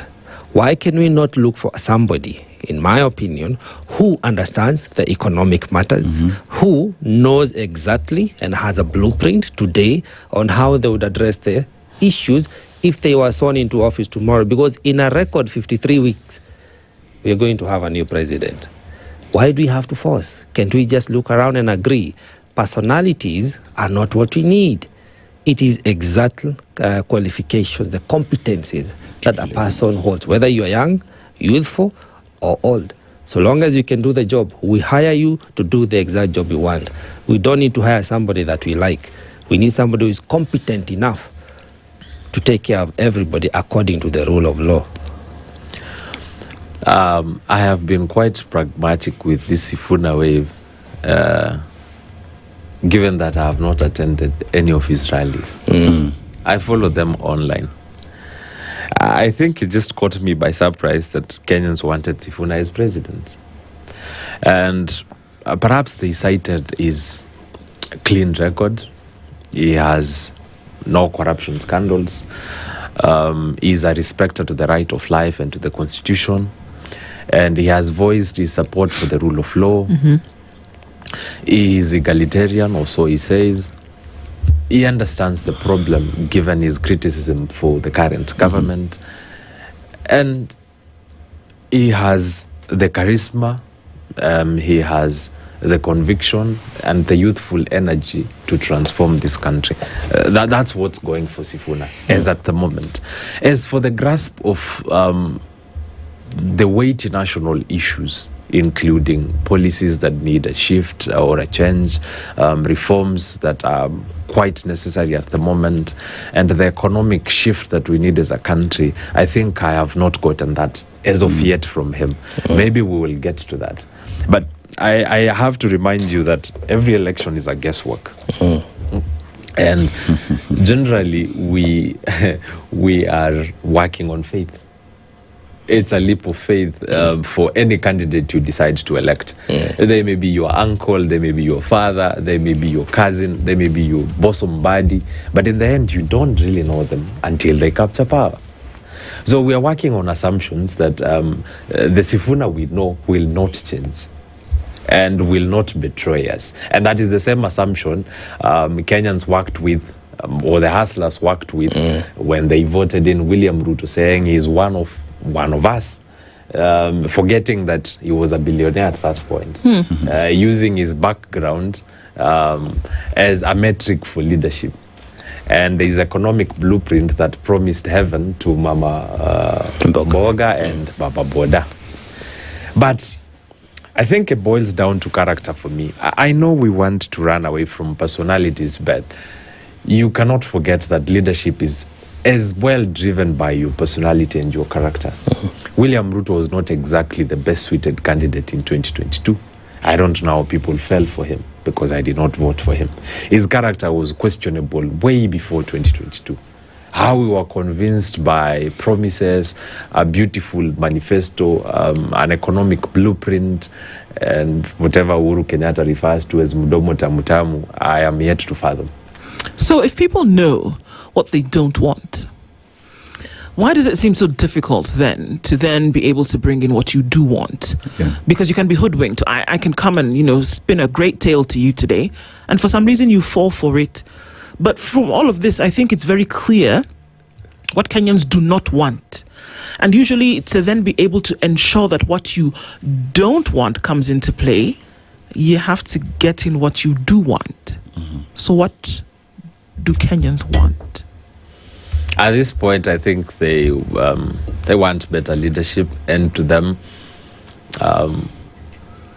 better leadership is an implementation of the Constitution, a respect to the rule of law, equality, social justice, and a president, a character or a governor or a senator whose word is bankable.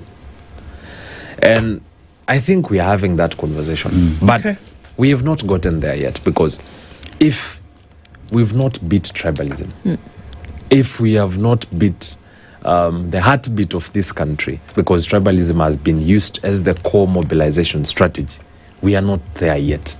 We need to have a paradigm shift of our conversations from tribalism to issue-based politics, to meritocracy, and to merit and character.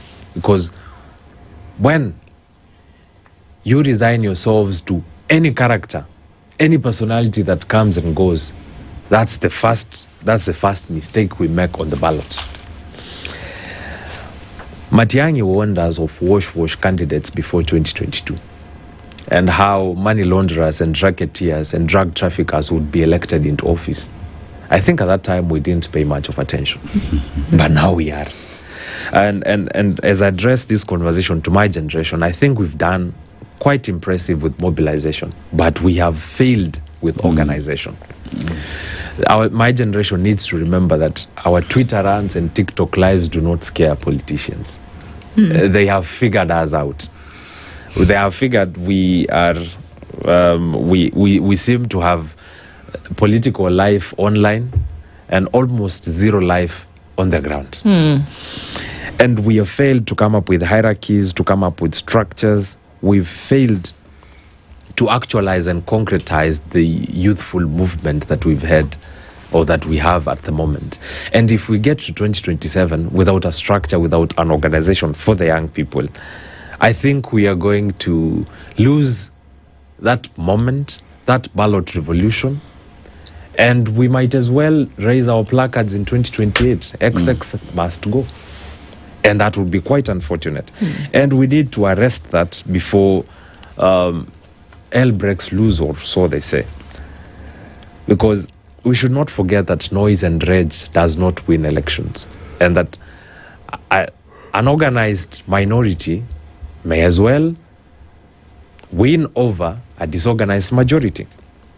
And it is at this juncture, I still push the young people today to not only vie for these positions, but also coalesce and close ranks and have one forum that will speak for us and on our behalf. See, we cannot get into 2027 without a youthful political party. Then what then brings together our persuasions, our convictions, policies into one boat? If we are co-opted by these existing political parties and politicians, how then do we become different? Indeed. There has been conversation, we can win from within. Where has that gotten us? We have been from within since 2024. Right. Given that some young people were co-opted by politicians and political parties, what have they changed from within? And I think those are the questions that we can, kind of leave this conversation on, because you have to ask them. And I think you're asking some serious ones this morning, James, that, we can be caught up in the euphoria, but what are we actually going to do to ensure that the situation sought after is the one that is actually achieved? James Mulamba is a youth leader and has joined us this morning, and we hope that he's taking his own advice and actually putting himself up for office as well. But we'll see. In coming days. Asante sana, and good morning to you. The latest news from around the world. 94.4 Spice FM.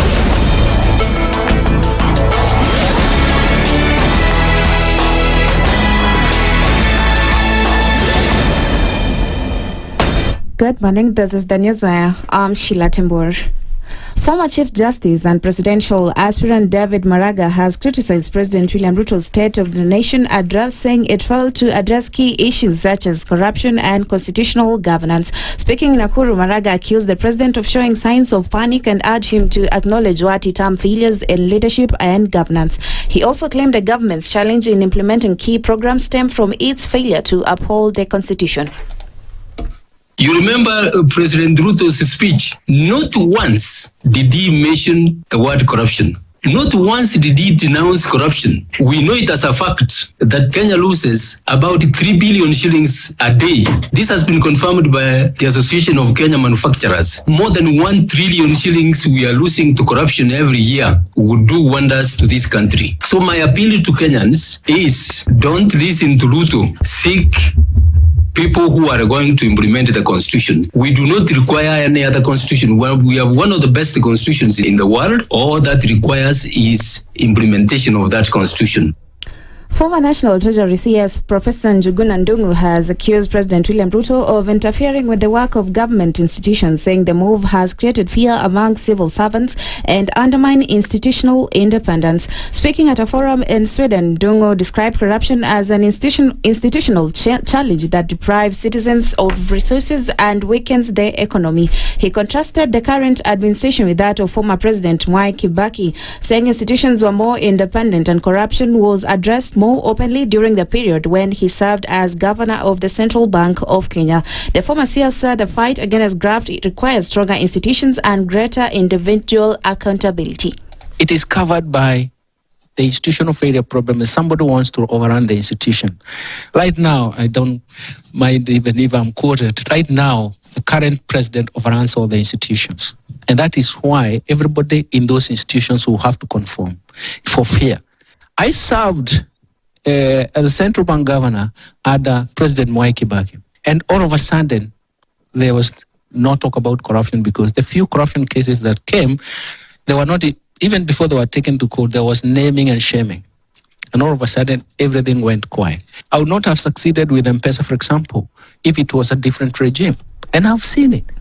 Nduh also said that during his tenure as Treasury CS, is declined to participate in illegal contracts, warning that corrupt decisions have lasting consequences. I refuse to do deals in the Ministry of Finance. I can't do deals. I know.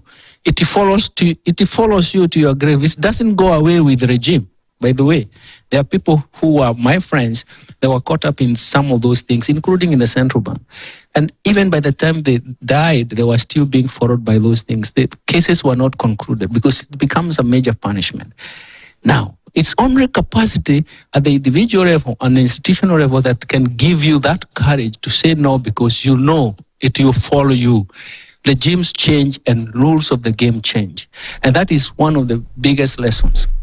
To matters politics now, Public Service CS Geoffrey Ruku has urged ODM leaders, including Cooperative CS Wycliffe Oparanya, to stop publicly discussing the Deputy President's position, saying the remarks undermine Deputy President Kithure Kindiki and the office he holds. Speaking in Buri constituency, Meru County, Ruku reaffirmed Kindiki as President William Ruto's running mate in the 2027 general election and backed him as the Mount Kenya's region preferred presidential candidate for 2032.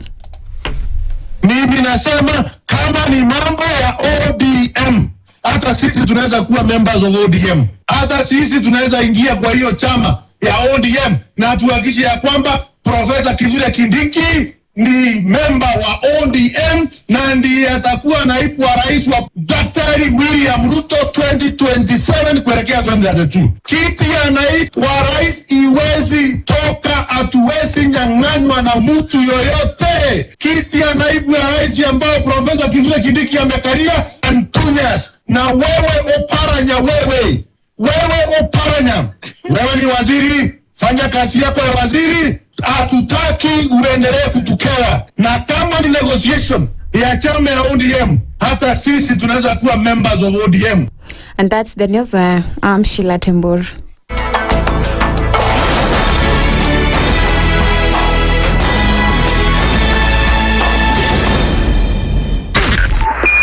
102.5 Spice FM, Kisumu.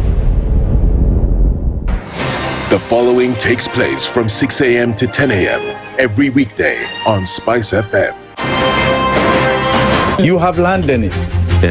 Okay, your own land. You use your own money to build it, and then you sell it to yourself. But we don't want foreign troops on Kenyan soil. But surely it goes a little bit deeper. This is it. If you find a tree is withering, then you call the person who is managing that tree. Come around.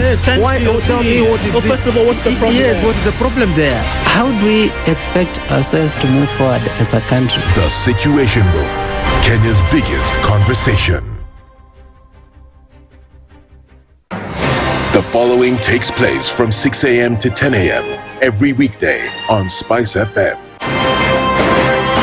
He himself actually has admitted that he bribed members of parliament, he admitted that he bribed members of parliament? Well, when he said the government, when he said that he gave the 10 million was for what? We're always quick to point faults in somebody else before you look at your own faults as a person. If it was Kanu's day, hii amuka naye leo ungekuwa umeenda bali sana hii. So we must celebrate you. There are 600 million people now globally estimated to be living with diabetes in the world. So it is a major health problem. It's the largest single disease rising pandemic that we're dealing with right now. The Situation Room, Kenya's biggest conversation. The following takes place from 6 a.m. to 10 a.m.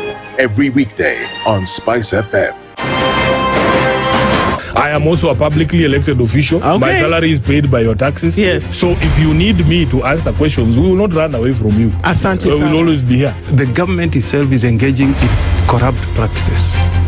That the government itself deliberately schemes to influence through bribery members of parliament. You pay for a passport online. Alafu you're told there are no booklets. I rebuke matters corruption because corruption has brought this country to its knees. This is the Situation Room, the only way to start your day.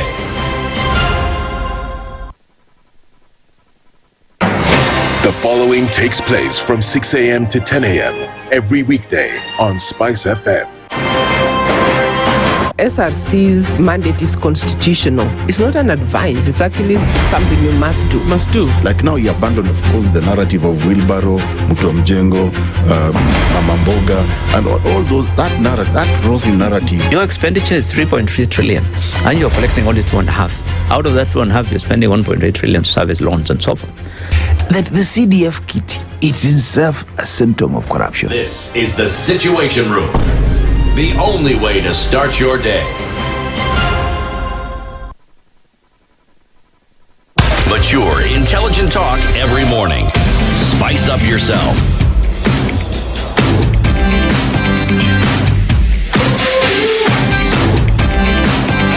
Mornings done right. 94.4 Spice FM, Nairobi. Thank you for being here in the Situation Room with us on this Friday morning. It's the last Friday in the week. It's the only Friday in the week. What was I saying? It's the last show for the week. Yeah. It's the last Friday in August. Yes. And it's the last day of July. Yes. Hey. Okay. Hey, it is the last day of the 8 days. Okay. We don't know what you ate this morning. I'm in 2060. Just allow me. Okay, I'm in the future. Okay. You guys have been left behind. We are going forward. Sour. Okay. So, we're having a conversation this hour on the state of the nation, and there are many things to look into. The president gave it was a state of the nation address, and telling you where you are is actually not where you're going. We're going to be able to open that up and decipher a little bit. And there have been things like, I choose to call it musical chairs, that have been going on in the Senate, where people decided, okay, I don't like the way you've been moving, so you know what? You in that committee, move. Or, we strip you of your powers, as it were, completely. Political dynamics, realignments, and of course the state of the nation. To help us discuss this, Associate Dean at the Daystar School of Law is Dr. Martin Olo, and he's here with us this morning. Good morning, sir. Good morning, Nduh, and thank you for having me. It's always nice to be back at the Spice. Asante sana. Because, we need spices, especially on a Friday. Yeah. Sindo? So I'm told. Yes. It spices up some people's omena. Absolutely. But we shall. Omena's just chilling. When are we going to call you Prof? Well, today. Today we're calling you Prof. Officially, whatever you want to call me. That's a good sign, by the way. That's all if we speak it into existence. Yes, speak it into existence. Voila. Before we get into this conversation, Dennis has taken us to Malawi this week. Yes. You get to interpret it for the last time this week. Yes. The people of Malawi have this proverb: umbrella cannot stop the rain, but it makes us stand the rain. How would you interpret it? What he's saying is this, that the idea of taking refuge or the idea of seeking help does not mean there will be no trouble. It means that the reason why you seek help is because there's trouble. That you need the rains to have use for an umbrella. So really, reasons or circumstances create sometimes the resilience that we require for life. Prof has spoken. Indeed. And you know his name is not Olo, it's 0100. 01 and 00. Okay, Nairobi. Okay. There are people who need to be taken to court. They are here. How do you mess up somebody's name? Okay. In their presence. In their presence. Yeah. So you didn't even have the decency of stabbing him in the back. You don't even have to go far, and there are two witnesses.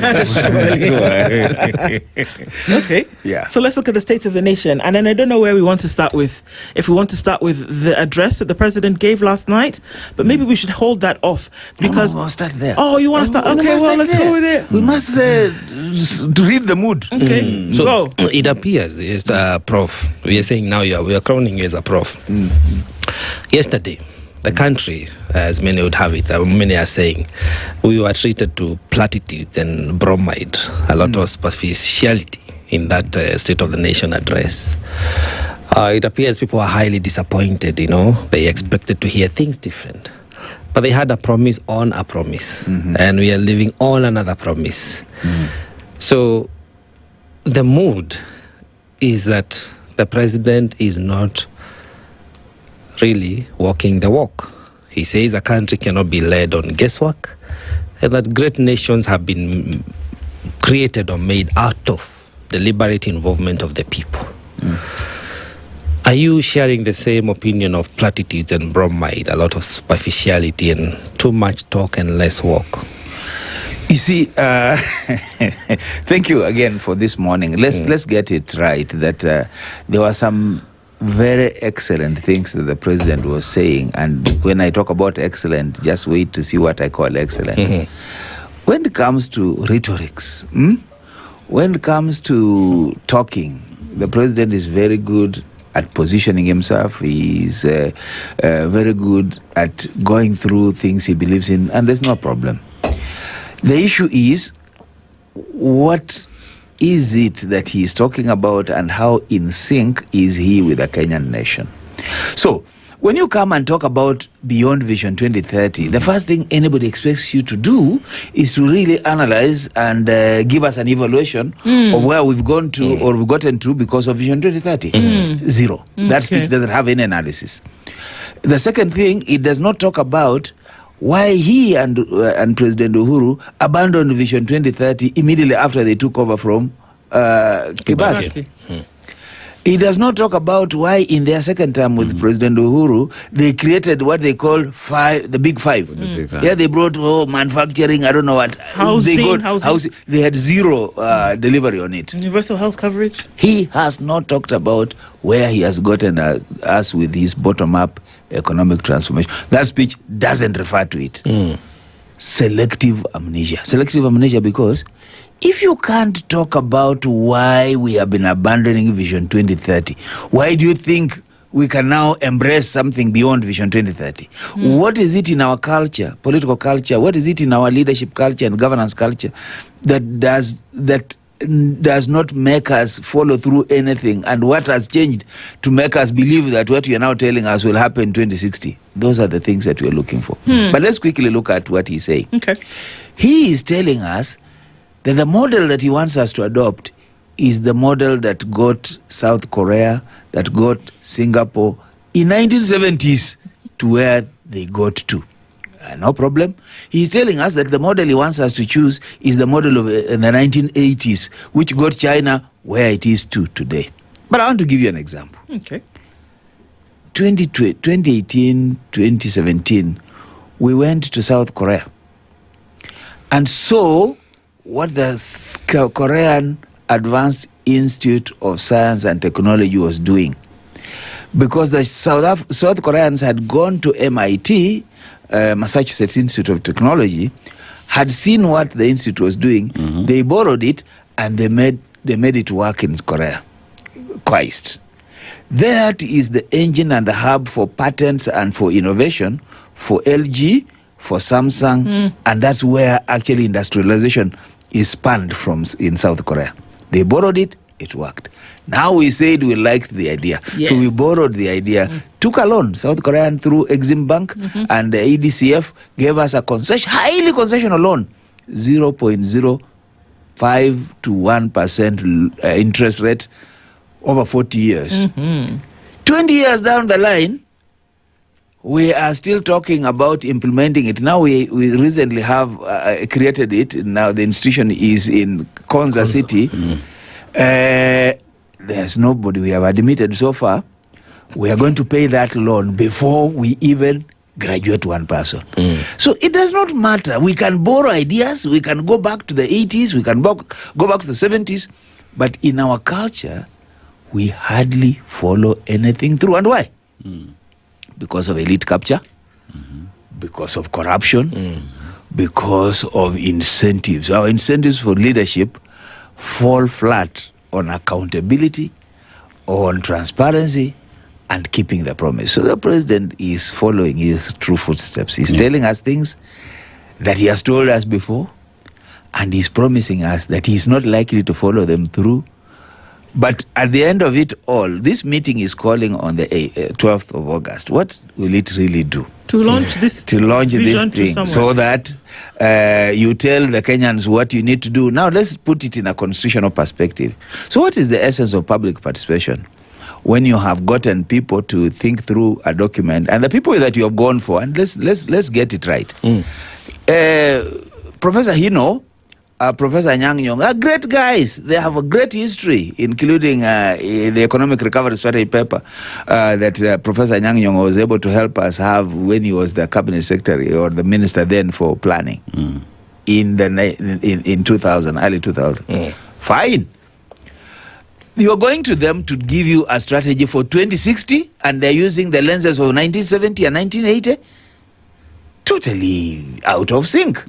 So if that is the case, and you want to go to consult Kenyans on that framework, you want now to put people together, you want even to have some academic people come to join this group to talk about, this is not going to work. And we are saying it now, because what we are now doing is just having a conversation. The president wants to have a conversation. He wants to have reason to bring people together. Or to make people know that he's around. Yes, he's around. Yeah. And therefore to pretend that there's public participation, there's nothing like it. What we have is that he's now trying to find his space to make a case for beyond 2027. Professor, do they think that Kenyans are so dumb that they would not see through the cracks?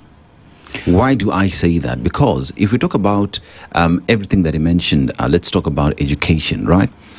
In education today, capitation is a problem. University funding model, he abandoned what he commissioned through the Presidential Working Party. Now he's saying we need to go back to help and fix it so that it works, that he will pay for everybody. Talking about food security in the country. As we speak right now, El Nino is coming. What are we doing around saving that water? What are we doing about going about irrigation other than just waiting for God to give us rain? These are conversations that we ought to be talking about. There's a time in China when they went through the worst drought ever. They put in measures to ensure that their people will never sleep hungry again. We talk about China and their education. Every year, they are graduating over 5 million engineers who then come back and plug into the economy. Look at what China is doing today. What are we doing with our education? You know, it's good, Dennis, you say that, because one, we are wasting ourselves. Look at the number of doctors out there who have no jobs, the engineers out there who have no jobs.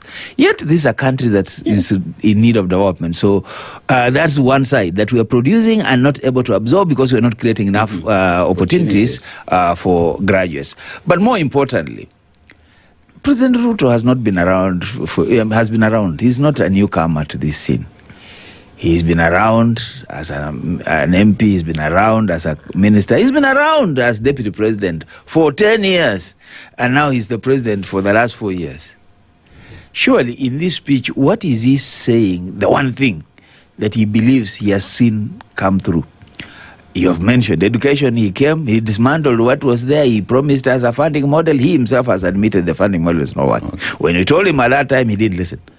He came, he's found us with NHIF. Yes, it was corrupt, but at least we never used to have 2% of that money disappear in private hands.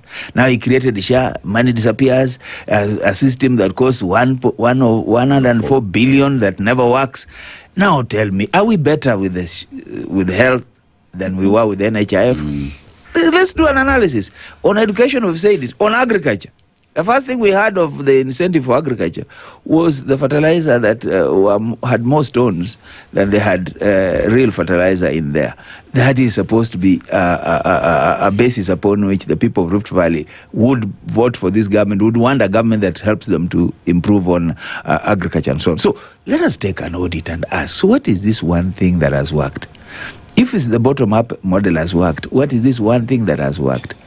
I stopped thinking that affordable housing is what we need because I don't even know what is affordable about the housing. So what is it that we have seen so far over the last 15 years of Ruto and now Ruto that we want to take to 2060 and so on?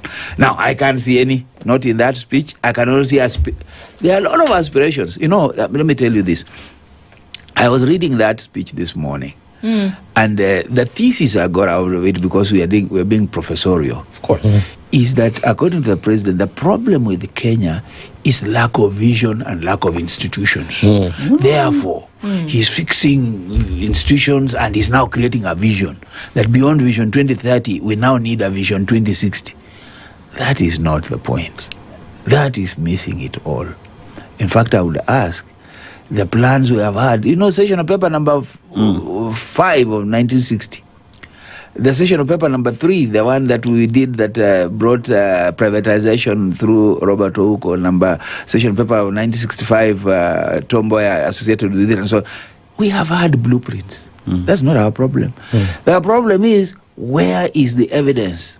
When Kenyatta took over this government, the first Kenyatta, he said, our problem was to fight ignorance, disease, and poverty. Today, Kenyans are poor.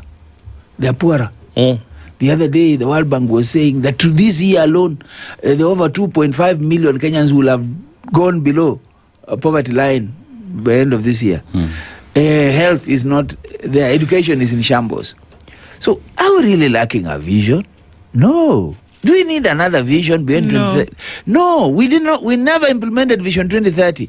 Did you know, Nduh, that at some point we had said in this country that water to everybody by the year? Who can remember? 2000. Yes. By the year 2000. 2000 arrived, no water. There was even a time Moi created a Poverty Eradication Commission. He said we must eradicate poverty. Now I've asked you, now I ask you here, show me one person whose poverty was eradicated because of that commission. So the thing is that we can be aspirational. We can come and plan and talk about the plans. The truth of the matter is that what Kenyans want is evidence of how their lives change. And importantly, they want evidence that the government is creating the mechanism that allows them to do business, allows them to flourish, to thrive, and to be themselves. But why keep coming back? This is the question. Because if you were alive, I mean, literally, blood thumping, heart beating, brain processing human being, and maybe that's where the selective amnesia comes in. You would know that some of these things you had said to people before and that you have not been able to do them. If you just look at his entire manifesto, the Kenya Kwanzaa administration's manifesto was the plan. It was the plan. And this is what they intended to do. And it is very clear that a lot of those things did not happen. So if for some reason you can park that, Nairobi, 4 months ago, they told us that with 80 billion shillings and with CS Mudavadi at the center of it all, they were going to transform Nairobi. They were going to clean up the garbage. They were going to put up lights. They were going to make Nairobi River clean again. No surprise that last night he mentioned Nairobi River again. So I'm left to, and we've not seen, I don't know if any of that 80 billion has been spent or where it came from or if Nairobi has started the process of transformation. But all of these things are words that people hang on to. So from a social perspective, social now, not governmental or leadership, from a social perspective, why would you do that to people? Keep them on tenterhooks all the time.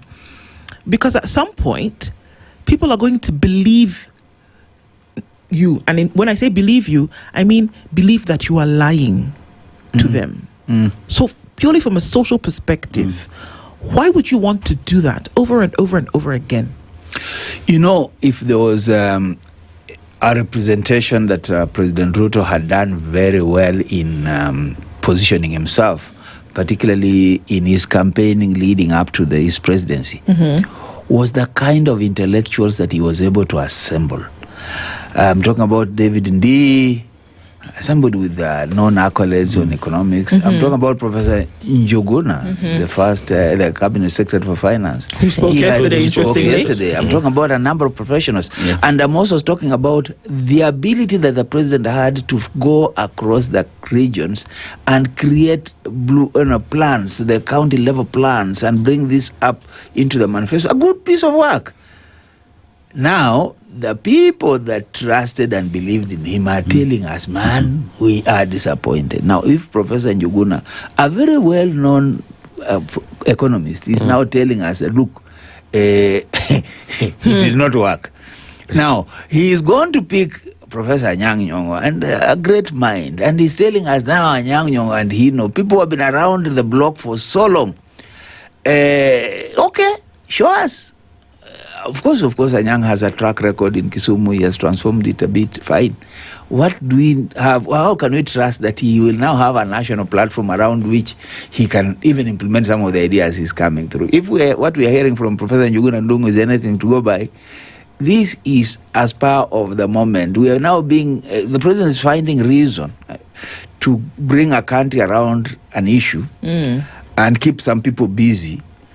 But I can assure you by December, he'll have stopped talking about this 2060.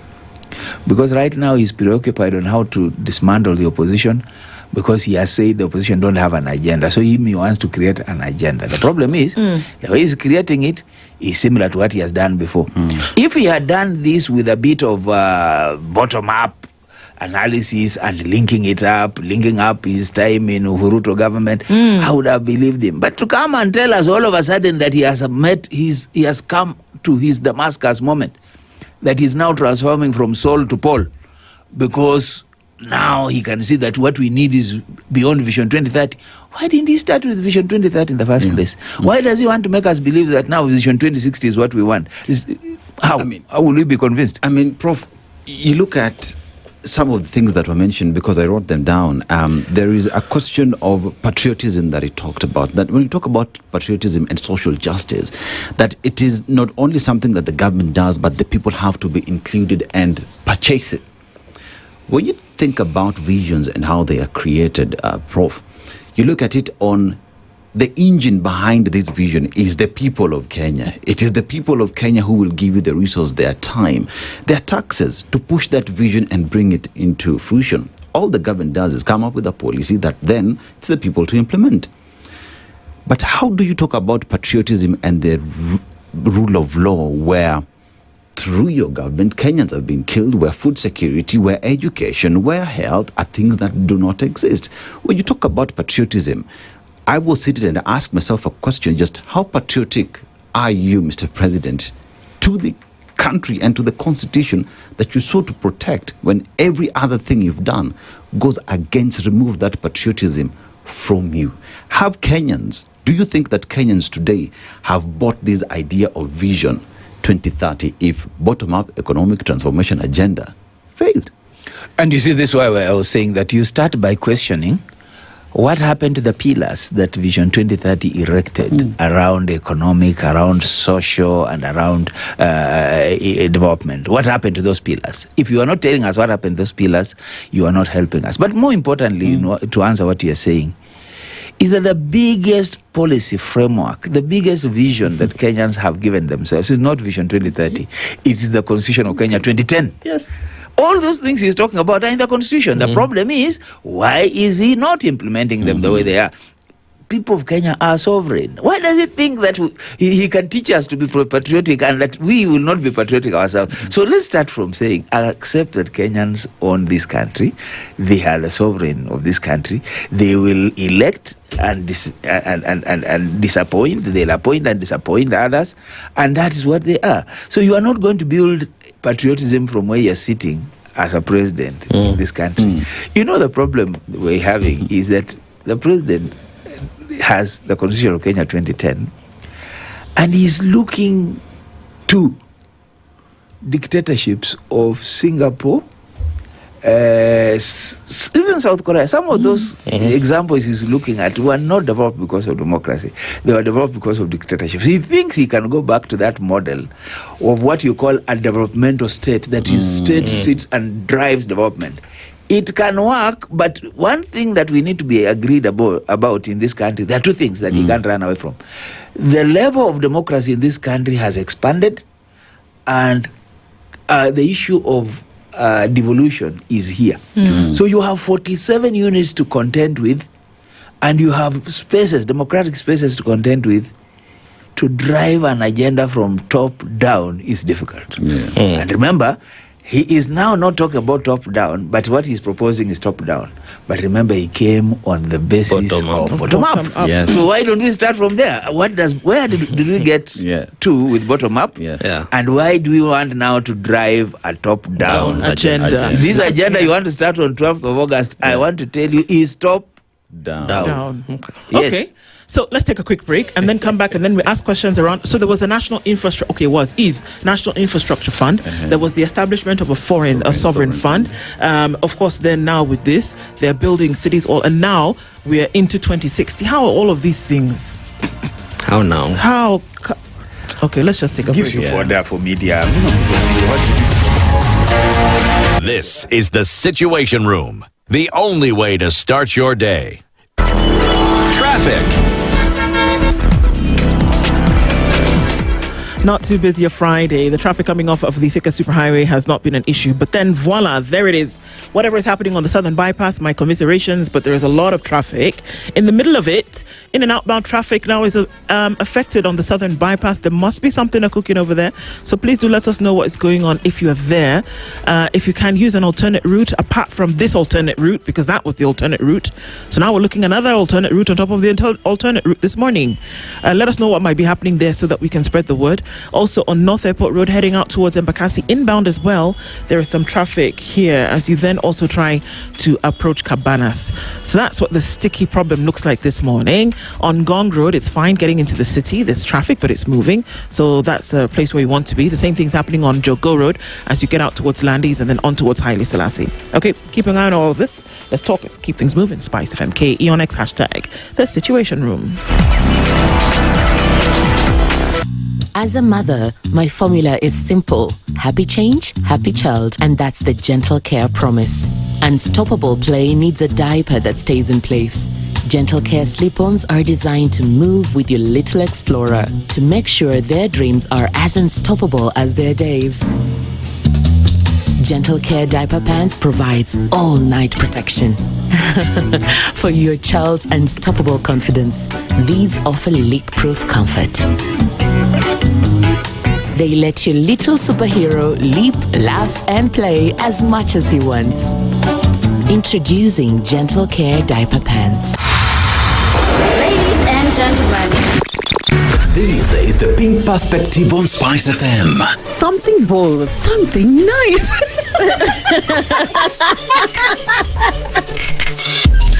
Wig or braids? Wigs, obviously. Oh yeah, braids. Wigs are just wigs. Texts or phone calls? Never call me, text me.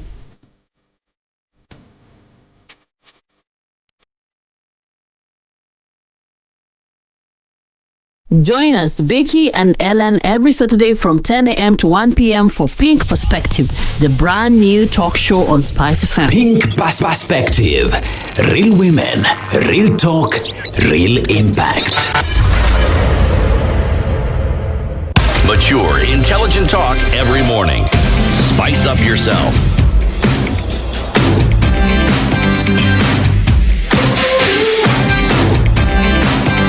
Mornings done right.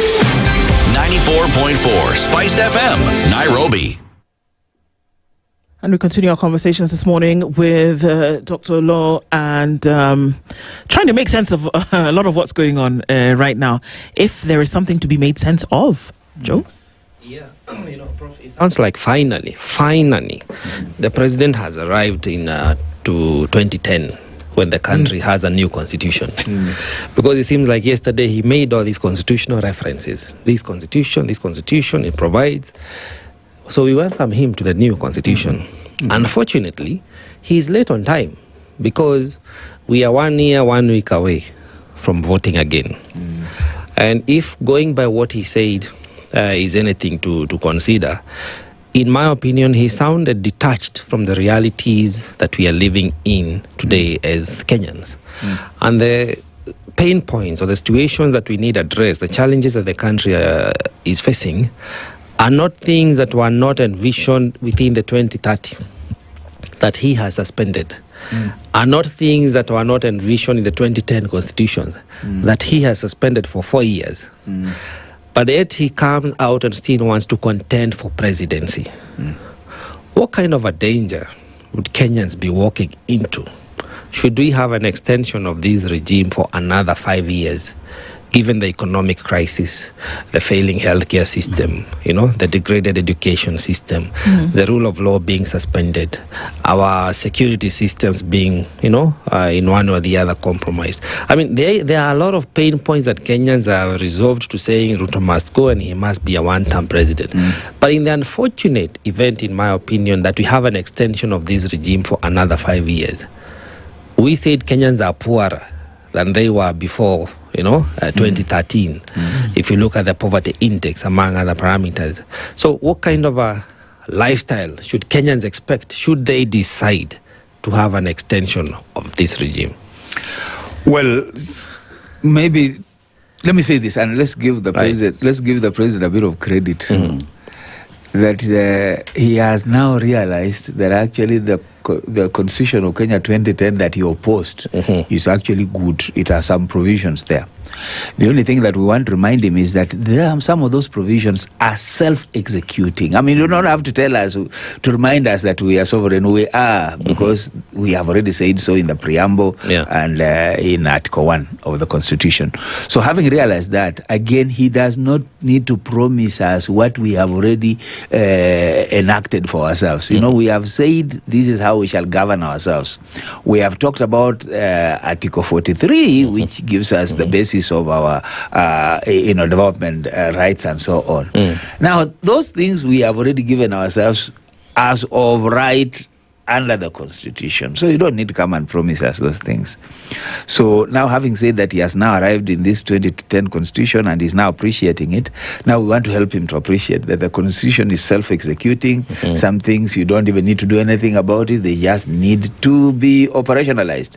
What we want to remind ourselves is that we cannot dismember or we cannot suspend the rule of law, because again, the rule of law is self-executing. I mean, if I do anything wrong, I deserve to be given a fair day in court and I need to be processed. So I'm not saying I should be charged, but give me a fair hearing. Those are the rule of law. Let's go by the law.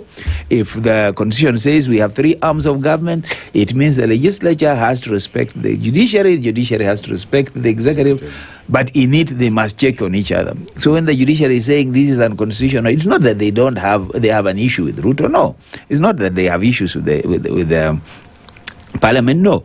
Of course, we are also telling the judiciary, and this is part of the war we are having in the judiciary, is that we cannot be blowing hot and cold on certain things. Especially, there are certain doctrines that we have agreed on that we cannot backslide on. And when we talk about the rule of law, and we talk about the people's role, and we talk about restraining or holding government to account, those issues cannot be watered down. So again, we have this tension that must keep on coming at play. The executive has to be checked, the legislature has to legislate, but the judiciary has to interpret and has to bring us to order. That's why we need to come down to the issue of judicial review and other mechanisms that we have to ensure that administrative actions are within the law. So, yes, the issue about what you are asking, should Kenyans have Ruto back? Let them be ready. If it has not been good for 4 years, for 5 years, it will be worse in his last years. And I can tell you, when he comes back after 2027, the first thing he'll do is assault the constitution and want to change it so that with this vision 2060 he's talking about, he's soon going to say that, I'm the only one who is available to take you to 2060. Which is the staff of dictators. They think that they are the only ones who can run anything. This country is capable of running itself. And that's why, even as we did in 2002, it is not that Kibaki was the best person. Even in 2027, we are not going to look for the best person. We're just going to look for somebody who can listen, who can preside over affairs of this nation in such a way that we, the individuals, can thrive and flourish. Not people who are going to think that they have solutions for us. I mean, the problem with the current government is thinks that it has solutions for everything, including what I'll eat in my house and how I should run my house. No! Let people be free. Let's give them choices, including Shah and others. At the end of the day, we just need to create platforms for people to enjoy health, and particularly to make it possible for those who cannot afford to medical services to actually afford them. And that's what countries like India do. They have everything for everybody. You want to go to a high-end hospital, you go. But generally, if a poor person is unwell and they need service, they have good quality services next door. And that's what we want for this country. Many have said that the vision as was delivered yesterday, or yet to be launched, right, is really not a vision but a campaign strategy for 2027, where everybody then starts talking about this vision and how we will counter it. One asked the question, where's the sincerity from where the president was standing, because they can't see it. But that's the point, that he's on a campaign trail. What he's asking for is bringing in Anyang and others is to tell us that, this broad government thing is working, and going to 2027, I need you guys to come and work with me so that we can realize this 2060. Those who are coming now under the promises will be back here telling us the same things we are now telling them, that they'll be back here maybe a year or so later if they get that to that level, and they'll be saying, why? We did not know. We thought, we believed. The truth is, there isn't much in that speech that has not been said before, that is not in the Constitution. The problem is that we have not been used to promises being fulfilled. And so here is another promise, and we can wait and wait, like the French play saying, waiting for Godot. Okay, so it's interesting that if you look around the world and some of these countries that have been used as benchmarks over time, one of the things that they did, and it can actually find a similar thread, and that there are still people within those countries who are serving jail times today. South Korea, the same Singapore that everybody talks about. There are people who jailed presidents. I'm just saying. One of the things that they did was deal unequivocally with corruption, and that they knew that they needed to do that in order to wipe the slate clean. Now, if you're going to emulate, you don't emulate in part for an achievement, you emulate in full. Why wouldn't we then hear, if it was clear that this is the direction in which things are going, why wouldn't you hear anything about dealing with corruption? Let's be serious. Okay. Let's be serious, Nduh and my friends here. Yes. This president needs to be judged according to his record. He has never told you anywhere that he's going to deal with corruption. Where? Not in his bottom-up manifesto. Where did he say that? Where? Never. He's never said anything about corruption. So if you want him to deal with corruption, you are telling him to do what he has not promised to do. But he wants to be like these nations. No, come on, Prof. He wants to. He says Kenya is on the path towards economic development, and has not often, all the time referenced these nations.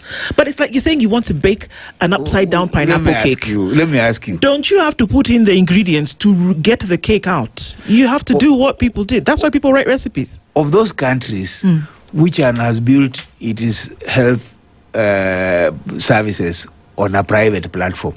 None. Of those countries, which one has created the National Infrastructure Fund on a private platform? None. Of those countries, which one of it has privatized the state? None. So please, I know one.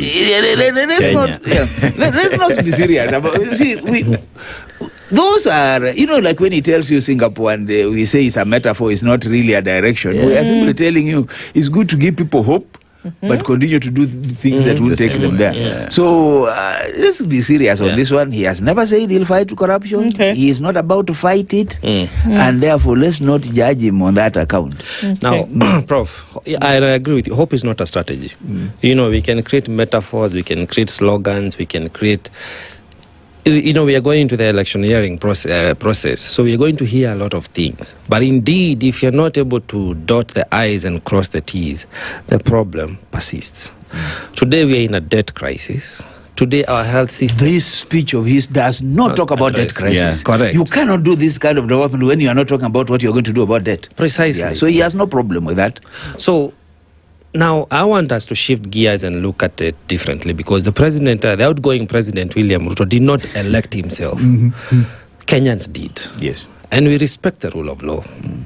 So, I want us to now look at the necessity of the voter acknowledging that they will be the drivers of this process, whether it is to the Singapore, whether it is to the junction of 2030 that branches off to 2060, the next regime that comes into office in a record 53 weeks will be driven by Kenyans.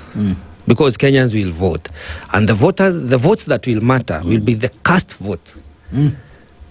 We may have millions of registered voters, but last time that 33% thereabout did not come out to vote. So 63 voted, and William Ruto got 33%.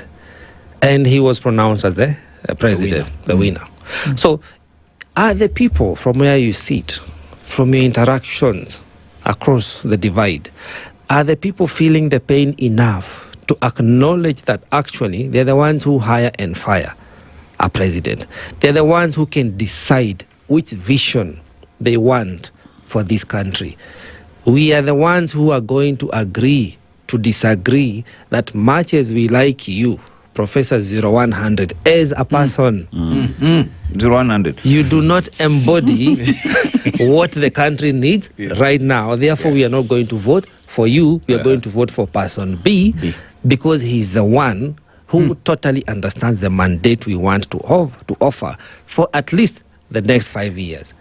Are Kenyans woke to that reality now? I think Kenyans are very much awake. And if you want to know what's happening or how Kenyans are doing this, look at what's happening around one Edwin Sifuna. At the beginning of this year, where was Sifuna's name anywhere on the list of potential presidential candidates? So what is that is pushing the groundswell around Sifuna? I think that is the message that Kenyans are saying, that we can propel anyone, including Dennis here or yourself, as long as that is our choice. You say he has no money, we are going to give him money to campaign. Some people are offering him big money, but the other day you saw Mambogas and whatnot coming out with their money to say, we will put our money on this young man. He's a young man. People can recognize him as somebody who is ordinary Kenyan. Some have laughed even at his house. But you see, that is those who have stolen. I mean, when you see somebody like Junet telling him that you got money, why did you go and build a house? What kind of ethic and mentality is that? That is the wrong messaging. And he's telling us he wants to give us a deputy president so that they do what? They want to continue the things that we have issues with. So the point for me is that Kenyans have come around. who knew that President Ruto would be facing the kind of challenges he's facing now? I mean, he came with a very strong push from, remember he was campaigning throughout the second term of, and he was gaining, and he gained. And for sure he gained. From where he started and where he ended, he made a lot of progress, no doubt about it. But look at how he has wasted that public confidence in him over the last 4 years. Look at how he has abandoned promise after promise. Look at how even the Mambamboga that he had promised has since seen through. I know there's nothing as easy or as difficult as promising a hungry person that you'll get them food. Because when they are hungry, they'll remember. The reason why they are hungry is because you promised them food and they are not getting it anymore. So for me, we have a situation where Kenyans have turned around. People are no longer being hoodwinked. They're no longer being told about a wheelbarrow. In fact, all they are saying is that we don't want this government and we will deal with it after. Whatever we'll do, we'll say after we've done away with it. They are not even waiting for a promise. And if I was to advise Funa, just continue on your line. Don't even change your narrative. The people asking you to tell them what your policy is. Your policy is what they tell you to tell us. So let any of these people in opposition just walk around. And I think people are coming around. When you look at everybody in the opposition right now, there's a lot of support that they're getting, and we are likely to have a better conversation. Whoever will take this country will face Kenyans who are enlightened. Whether it's the president and his team that will be in opposition, they are enlightened enough to know why Kenyans will have booted them out. So whoever is in power must be ready for that kind of opposition. And if it's this opposition that's going to take over, then they should be ready to deal. Everybody should be able to deal with the issues that are on the table. So for me, Kenyans are ready. They are willing. They are more enlightened. And they know that they have the power. Forget about what Oburu is asking for. It's the Kenyans who have the power. Power is not going to be given by Kenya Kwanza. No. It's Kenyans that are going to give whoever comes into power that power. On the flip side, Prof, with this vision that then has been well articulated is out there, what would it have taken for Kenyans to consume that vision and say this is where we want to go? We would sit and look at how Kenyans then are apprehensive of that because of the history that they've lived with the governments before, the history that they're living with. Because even here, there's one who's asking, we are always talking about a vision that is yet to be implemented, yet we never talk about today. When will we live in the present and say, based off Vision 2030, we are enjoying the fruits of implementation today, that when Vision 2060 is coming, then we can say we have trust that we will end up there? The one thing that Kenyans are looking for is not a government that promises them, a government that wants to do things for them. No. One thing Kenyans learned during Kibaki's time is they want just a government that facilitates, creates equal opportunities, puts in place infrastructure and systems that enable them to do things.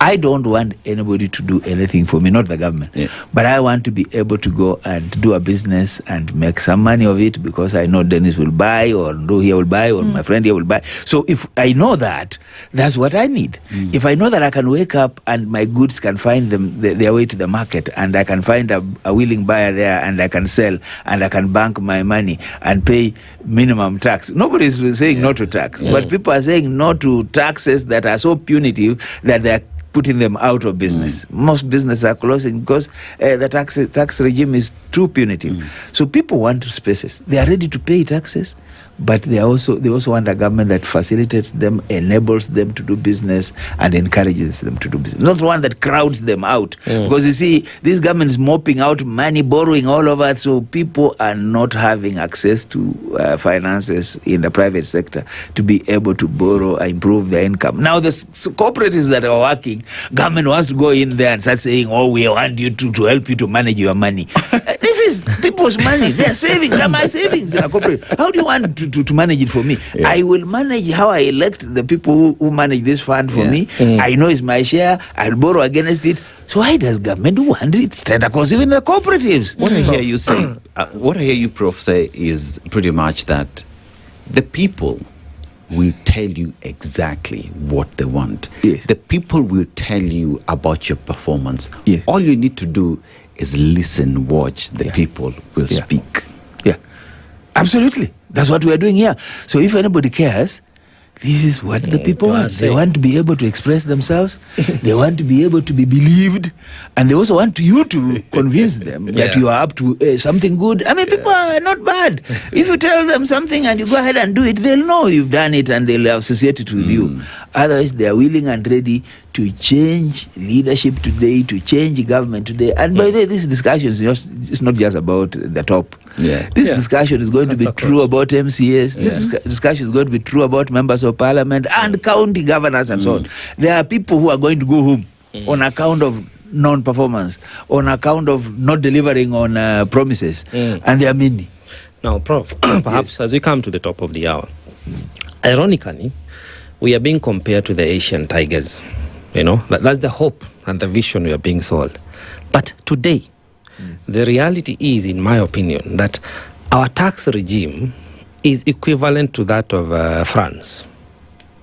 You look at the money the French give to the government, it is in the around of 60%, which is almost the same for us here as Kenyans.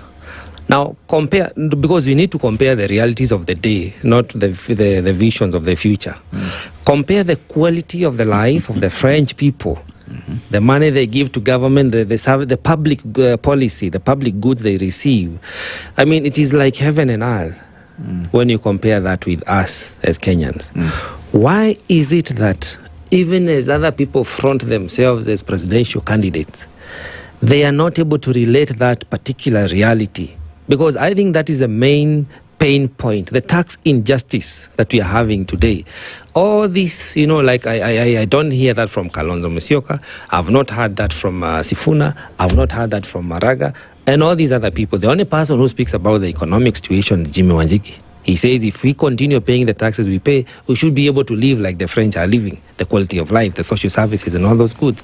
But how is it we are not able to relate that today in this campaigning season and start isolating people and saying, my friend, you are detached from the reality of our world. This is the direction we ought to be going.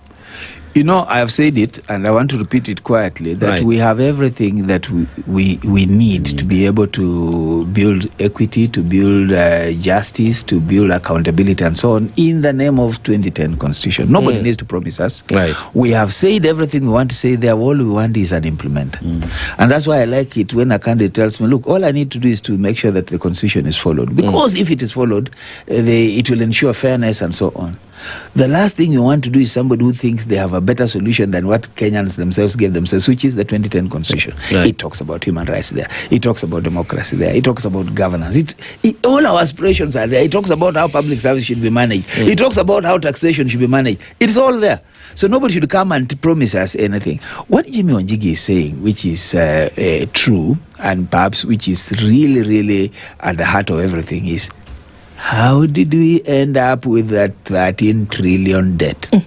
Where did this money go to? What did it do? Now, that's a management, it's a governance, it's an ethical, it's a legal question. Are we paying for debts that we don't know, what he calls odious debts? Are we complicating our lives by simply allowing people, and by the way, there are many issues. You know, there's a reason, for example, why power in this country is not cheap, and these independent producers of whatever, they are funny, contracts we've entered into, which if we continue that way, we can only continue having our cost of electricity. Now, you can bite that bullet and say we shall pay for whatever it means, but let's liberalize ourselves, let's liberate ourselves from that kind of. So we need hard decisions. Jimmy may be saying the right things, but we need more than the talking the right things to do what is necessary, which is, what is it that we shall do to bring us back to track? Or else we have 13 trillion debt which we must pay, and we must pay through taxes. If we don't address how we shall pay that, you can talk about sovereign fund for all we care, you can talk about infrastructure fund for all we care, but how do you ensure that you reduce that debt and that you release money for development? Because right now, out of 100 that we have, over 60, 70 is going to debt.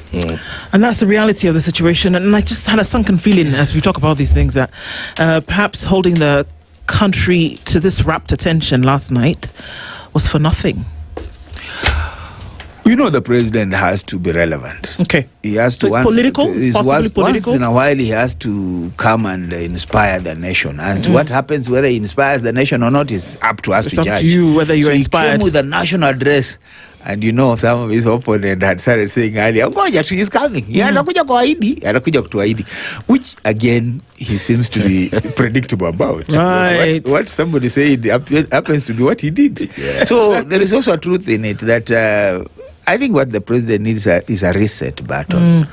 He needs to take a retreat. Maybe he needs to take a holiday. No. There's no money. Come on. No. It's a little bit too much. No. Which work? He needs to go and think about himself and ask whether he still wants to run in 2027 or not. Because he might say, I've done it. These people have not appreciated. I'm going back to my village. It's possible. He can say that. So, I mean, at any point, every human being needs to retreat to themselves and ask, am I still relevant? Talk to your God and ask God, am I still relevant here? Useful in your kingdom? Indeed. If God tells you no, he can tell you no in very many ways. And let's leave that hanging. Professor Martin Olo, thank you for joining us this morning. Welcome. Thank you for having me. Good morning, 9 a.m. The latest news from around the world. 94.4 Spice FM.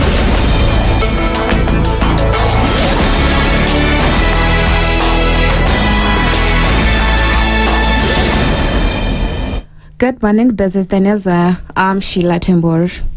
The IEBC has dismissed claims that the proposed Election Act amendments will scrap electronic transmission of results or reintroduce the manual voting system used in the 2007 general election. The commission said the bill retains the Kenya Integrated Elections Management System and only proposes an alternative method of transmitting results in areas without 3G network coverage. It added that presidential results will continue to be transmitted electronically and delivered physically for verification.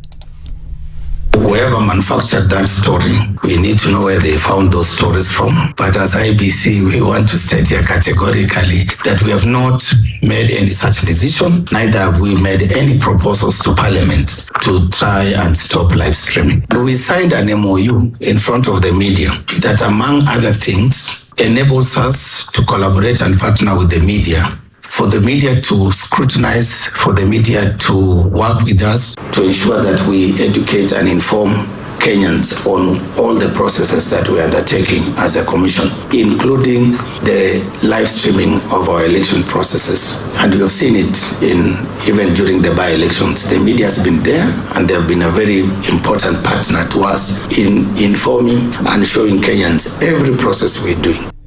IEBC chairperson Erastus Ethekon said the amendments align the law with the Supreme Court's ruling and remove provisions previously declared unconstitutional by the High Court. The Elections Amendment Bill is currently before the National Assembly's Justice and Legal Affairs Committee. Wiper Party leader Kalonzo Musyoka has announced that leaders of the Azimio la Umoja One Kenya Alliance will meet next Monday to discuss their strategy for the 2027 general election. Speaking after meeting leaders of the Linda Mwananchi movement, Kalonzo said the meeting will be chaired by retired President Uhuru Kenyatta. Said the coalition's leadership has begun preparing for its election strategy and promised to outline its political direction after the meeting. The Wiper Party leader also rolled out any alliance with President William Ruto, saying the coalition is focused on building an united opposition. I want to tell Mr. William Ruto, please stop imagining that one Stephen Kalonzo Musyoka can ever join you. We'll meet at the ballot. We will have that conversation at the ballot on the 10th of August. Next year, God willing. Correct. We pray to God that He gives you good health, He gives us good health, tukutane pale, so we can now consolidate our democracy. I think we have a 2002 moment. I remember that time, any of us trying to look backwards, wananchi walikuwa wanamwangalia kabisa. Kalonzo urged Linda Mwananchi leaders to continue working with other oppositions group as the movement reaffirmed its commitment to opposition unity ahead of the 2027 polls. Your Excellency, our people want to see us together. They want to see one team united as the people who believe that President William Ruto does not deserve a second term, and that the message we have carried from the ground in all these places that we have gone is that we must preach the unity of the opposition. For high cost of living to be lowered or to go down, then opposition must be united. For taxes to be lowered, opposition must be united. We don't have an option. No effort, no machinations, no scheming, no underhand dealings will divide the opposition. And the High Court has suspended a proposed project at Imenti State Lodge pending the hearing of a constitutional petition filed by activist Francis Awino and 3 others. The court ruled that allowing the project to continue could cause irreversible environmental damage and render the petition meaningless if the applicants succeed. It said the conservatory orders are necessary to protect constitutional principles on environmental conservation and public participation. It would then mean that I would have driven away the petitioner/the applicant from the seat of justice, albeit prematurely. A court of law under the current constitution sadly cannot do that. I have then found and held that a failure to grant the orders could be doing violence to the principle of the precautionary principle. I have thereafter decreed a conservatory order to suspend the impugned projects, the airstrip, the state lodge, and the golf course, awaiting the determination of the petition. The case will be heard on 28 September, and that's the news. I'm Sheila Tembur.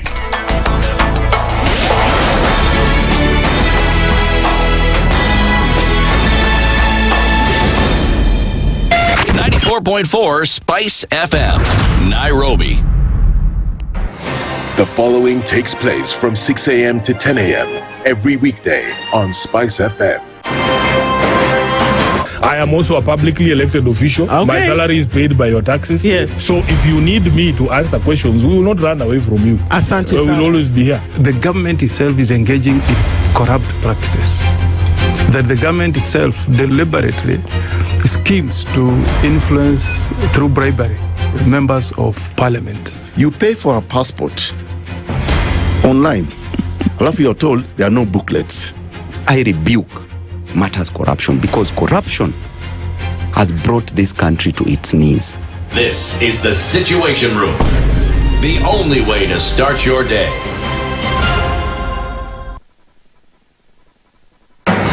The following takes place from 6 a.m. to 10 a.m. every weekday on Spice FM. Members of parliament, they go to settle, they just promised they get given tea, mandazi, and 100,000. That's not development. External borrowing, 589 billion. Are we on the same page? What did parliament pass? If anything happened to our president today, God forbid, that man would become president. Na ndio alilenga hizo stories za Shakahola. The real thing is our constitution has only one person who is accountable to us. This is the Situation Room, the only way to start your day.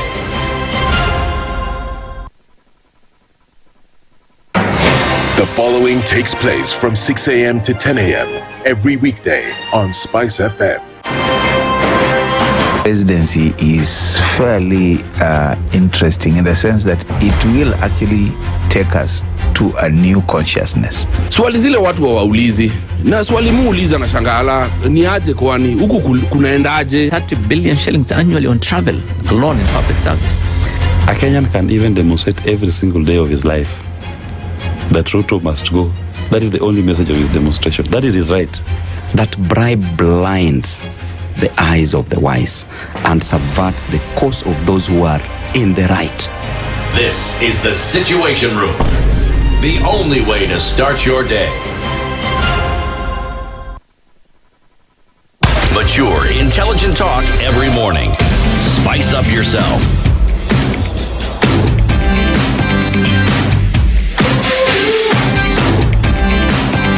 Mornings done right.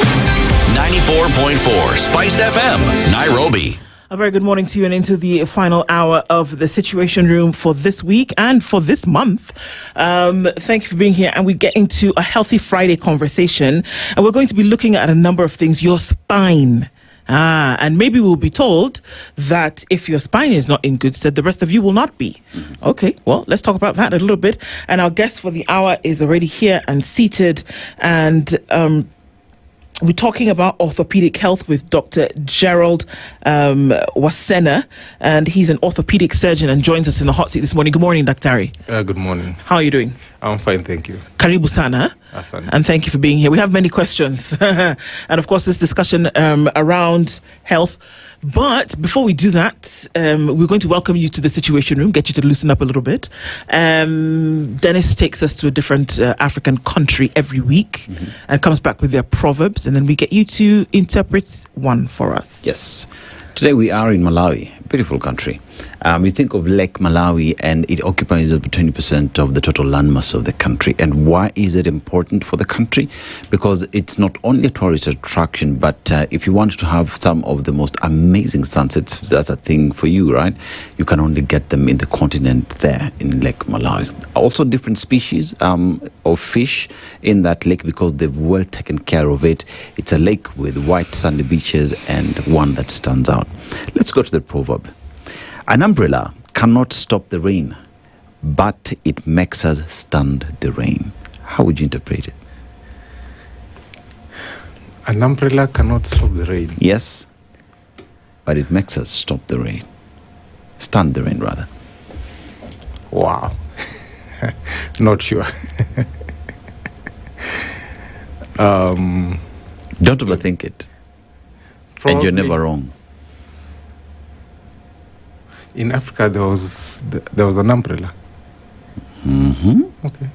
Really, I'm not so sure. They used twigs. They use branches and twigs, yeah. Big leaves. So pretty much, it's talking about a vision. You might have a vision, but that would not bring you success. You must go through what it takes. That is, you're meant to go through for you to be successful at the end of the day. So you might want to protect it, but if you're meant to go through the difficult part for you to make it, you'll go through it, pretty much. Yeah. All right, so let's go into discussion around the spine this morning, and really tell us what it is that we're talking about. There are quite a number of spinal issues, injuries, treatments, and all of this. But talk to us about then what this part of the body does and what it's there to do in the first place. Okay, the issue of spine is pretty broad, and spine is made up of bones, set of bones that are stuck on top of each other, and the spine is what supports your whole body from your head to your hip. That is made up of spine, and between each bone, the stack of bones, there's a jelly-like. Something jelly-like in between the bones. So that makes the spine to be more flexible. That's why you will find that you can be able to make rotations. You can be able to make 180 degrees rotation. You can still make what we call flexion and extension, that you can put your body to go up and down. You can still rotate on this side. You can lean. So there are bones that are stuck on top of each other. So the mechanism is really interesting, and then you remember that on the spine there is a bone, and just behind it and protected in a shell is something called the spinal cord, and the spinal cord is like the electric cable. You remember when yesterday we had a cut in our electricity. So you can remember now. I need to bring that analogy because we talk along. You'll find somebody, for example, has a cord that is cut, and the person is paralyzed. So there's a cord that moves all the way from the head all the way to the tail end, and then in between each bone of the spine there is a gap. So that gap allows a nerve to exit. So it's like an electric cord that goes down, but it is allowing the the every channel to exit, and this every electric cable is giving specific direction to different areas. Like so now, just the brief. Now the spine is also now made of that the bone, that cartilage that makes it flexible, and then there are muscles that protect these essential organ in our body. So there are muscles that are protecting this organ. So spine conditions vary from simple problems, like all of us. Almost 95% of the population will have spine problem at some point in their lives. Especially that's not comforting, but personally, I do a lot of operations, and I stand a lot, and there was a time I used to bend a lot as well. I think I was operating on a table that was not so comfortable, and I started experiencing back pain. So I've been living with spine problem for the last 5 years or so. The irony is not lost on us that you're an orthopedic yeah. surgeon and that you have spinal issues. True. Yeah, but Doc, you look at I'm talking basically from experience. From experience. Yes.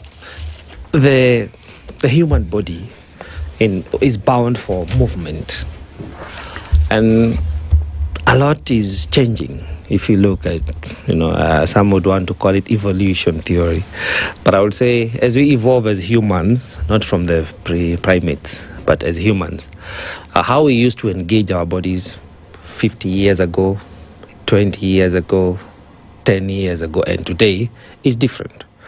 A case in point is yourself. Like you're saying, in your line of work, there are tools you've been using that have resulted to a change in formation of the spine, which could be now a condition, clinical or otherwise. The same applies to many other tools of, that are meant to make work easier. People nowadays don't walk as much. Somebody will just catch a boda and go.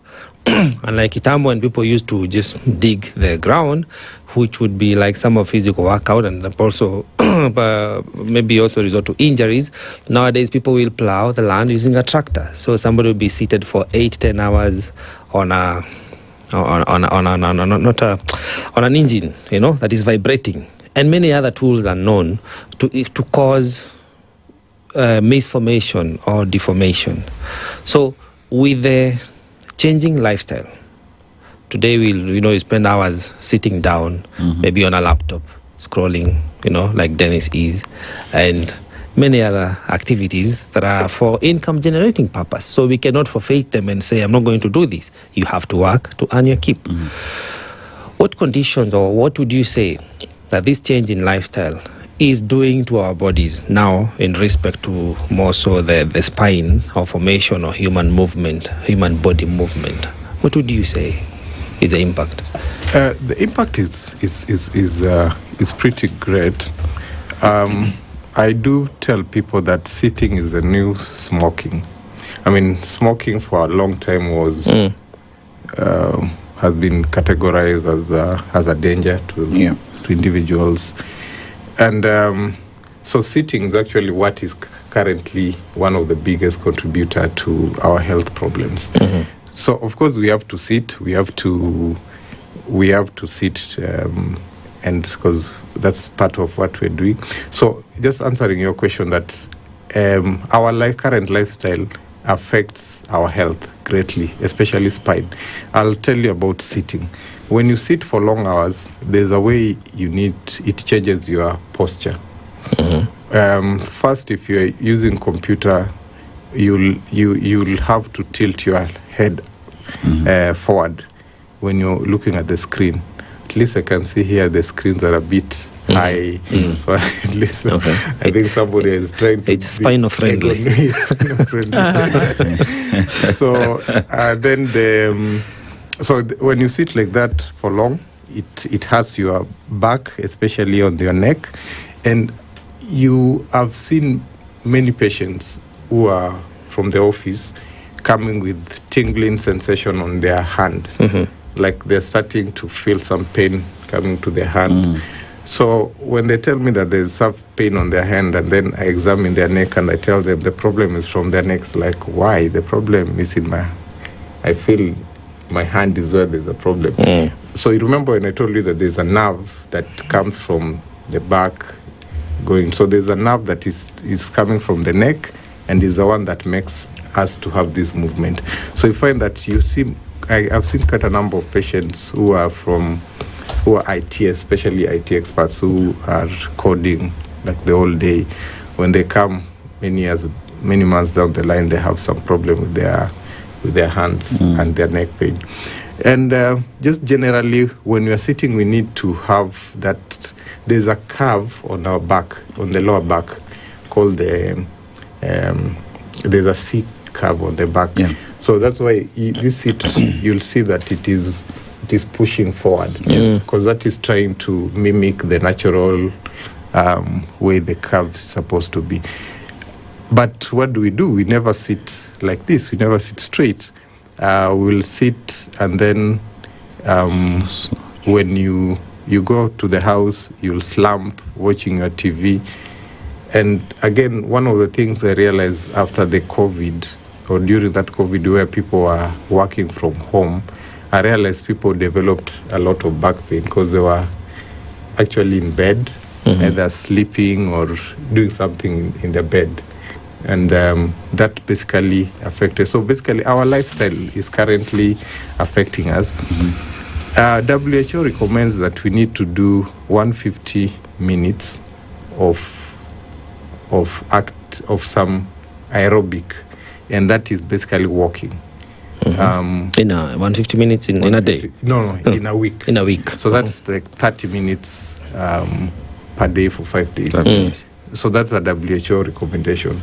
And it does not only help our back, but it helps our entire body. It's from everything, from making your heart to be active, and then it affects your back as well.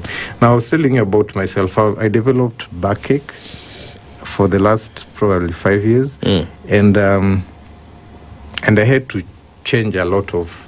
I still get it.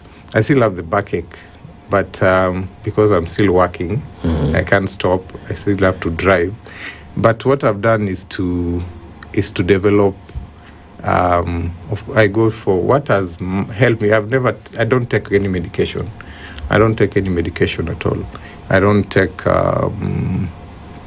painkillers. No, I don't take painkillers. What has helped me is I've had to adapt a lifestyle that goes hand in hand with my condition of the spine, of the back, lower back. So number one, I've had to change. For example, I'm a surgeon, so I operate a lot. So my bed, I had to raise it so that I don't lean most of the time. Unfortunately, if I have a colleague who is a bit short, has to use something to to elevate him. We have something called steppers in theater. So then almost every day I must do some exercises to strengthen my muscles. So whenever somebody comes with back issues, I usually, and especially the pain that's from work or from non-injury, what I usually focus on is conservative management. So that is, I need you to strengthen to try and look at. So we'll review you and say what gives you comfort, what increases your pain. For example, people who are older have something called spinal stenosis. People who are older, people maybe in their late 50s, so their spine has become eroded and it has stenosis, so it's blocking the nerve. So you realize this person, when he walks for a few minutes, he'll feel pain, and then there is a sharp pain that goes to the leg, all the way to it'll tell you that I'm feeling something funny on my legs. So it is a nerve that is being pressed on the back. It's called sciatica nerve, or sciatic, you call it sciatic nerve. So for those people, I tell them, look at what makes you comfortable. This person will walk for around like 5 meters and still start feeling pain, tingling sensation. So I tell those people to lean forward. When they lean forward, they get relief from the pain. Okay. So the exercises that they need to do are exercises that relieve their pain. What exercises relieve pain? Yeah. So that's where I'm coming to. It depends with the kind of problem that you're having.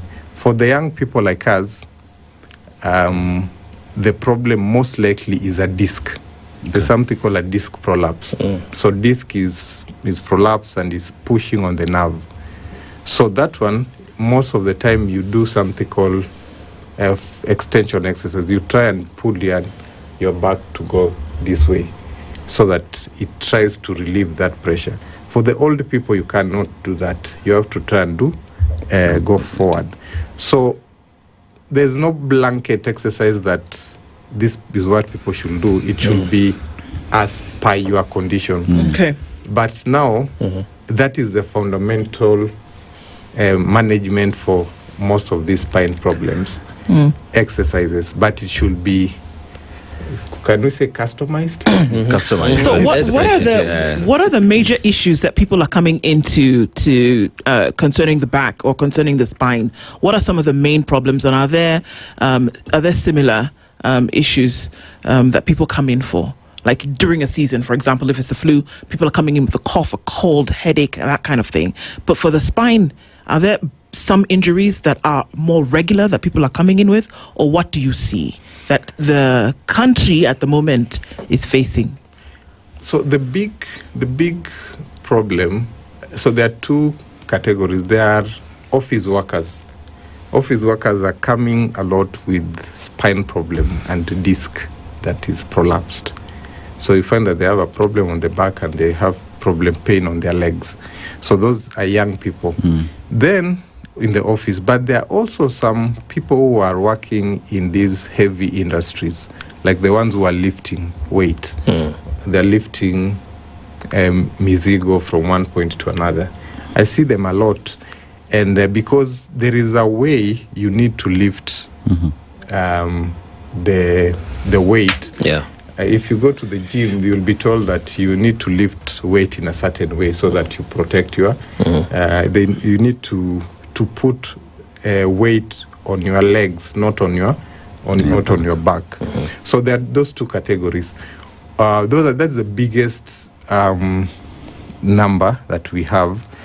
I have not seen this a lot in people who are farmers, and because I thought because of farming there will be, but I've not seen. I've seen the people who come from the village or people who've been farming mainly come when they are older. They're much older. So them because of something called arthritis. Arthritis, they've developed that. But for the young people who are just active, they don't seem to suffer much of back pain. So older people who are in their 60s and above, most, like everybody else, will develop arthritis. And the back is a part of what will get arthritis. Is that when you say like everybody else? is it a given that as you age, arthritis is a condition one must develop, or are there exemptions? Is it a must? Is it the natural course of the bone? The bone life, that at some point something happens and arthritis must develop. I will not use the word must. But to some significant extent, there'll be some arthritis. Arthritis is basically wear and tear. Yeah. Wear and tear. So all our joints at some point will be worn out. Of course, other people, it will be worn out more. Yeah. Like when you look at the general arthritis, depending on what you do, and repetitive job you do with that joint, you get arthritis for that area. For example, boxers, they develop arthritis of the shoulder and the elbows. The elbow. When you look at the footballers, they develop arthritis of the knee. this what we do is something called knee replacement. And if you remember story of this golfer, what is his name? Tiger Woods. Tiger Woods, I think, has had like knee replacement on both knees, or it's one knee, and it's because that twisting injures it puts aggressive wear and tear on the knee. Footballers also develop early arthritis of the knee, because a number of them will develop something called meniscus tear or ACL tear, and then that causes injury on the. So as I said, most of us, a big population, will develop arthritis. But it depends with what you've been doing, or activity you've been doing, or what is the nature of work you've been doing. So it's a question of overuse. Yes. Okay, that could lead now to the wear and tear and sometimes potential injuries. Yes. Right. Doc, as you look at the essence of having a healthy spine, I think goes without saying, because it is one of the things we are expected to protect, whether now you're in sports or otherwise. Even you've heard of many fatalities. Somebody fell on their back and they injured their spine. There seems to be a lot of internal damages that happen until a point whereby it is so painful one now has to seek medical attention. But in helping to maintain, I know we speak about walking, we speak about being safe and minimizing trauma. But in trying to manage a more healthier spine, a more healthier, just generally body movement and body organs, what are the other things? Because again, we spoke about the change in lifestyle, but there's also the change in the food systems and the foods that we eat. I'm saying this because I've seen a lot of articles coming up and speaking to our bone density is changing, our bone structure is equally changing, which could also now interfere with the functionality. But could you speak to now the change of food systems and development of bone structure, density, and functionality? Okay. So I was coming to that. Thanks for bringing it up. So, again, as I said, as we age, there are changes in our bodies. Yeah. And so, going back to the back problem. So, as you've said, rightfully pointed out, there is the back issues that are due to what we call mechanical. Then there are also things I should also mention, things like, of course, trauma. When you get injured on the bone, you can get, and then I'll come back to that about spinal injury. But now focusing on our lifestyle and food. So the female gender, unfortunately, are at disadvantaged. Nduh. And I want to hear why first. Oh, we know how we are agreeing. So there's something called osteoporosis. So that is the bone gets weak with time. For the female gender, after menopause, there's this the hormones that helps to absorb the calcium, and you realize that now after menopause, now those hormones are no longer as active or working well. So you find that the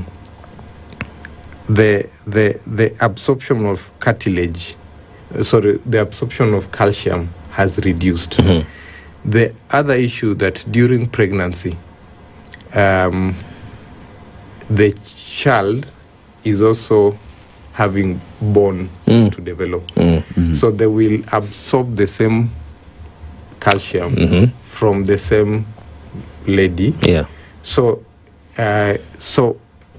we advise ladies who are pregnant to take calcium supplement, to have or to take food rich in calcium. One of the food rich in calcium which they don't like is omena. Hey, God. Okay. Please repeat. Actually, it's like you've been here for a while. It's like I tell people omena is a superfood. It's supernoa. Superfood. Look, omena contain almost everything. Yeah. From protein, calcium, Right. which is what we really need, and some micronutrients. Because you see there are bones inside omena that you will take. Yes. There is calcium in it. Anyway, so in Kenya and in our population, I think that's one of the superfoods that we have. Because that's protein. But of course, that's not the only one. Yeah. But of course, there's milk that will give you good calcium content. And of course, the calcium supplements. And so for ladies who are pregnant, during that pregnancy period, I advise for calcium supplementation. Then after menopause, they also need to think of calcium supplementation. And something that I was surprised when I was reading at some of the papers that I didn't know, and that we actually, despite living in the tropic, vitamin D deficiency is becoming a big issue. Yep. Okay. Actually, there is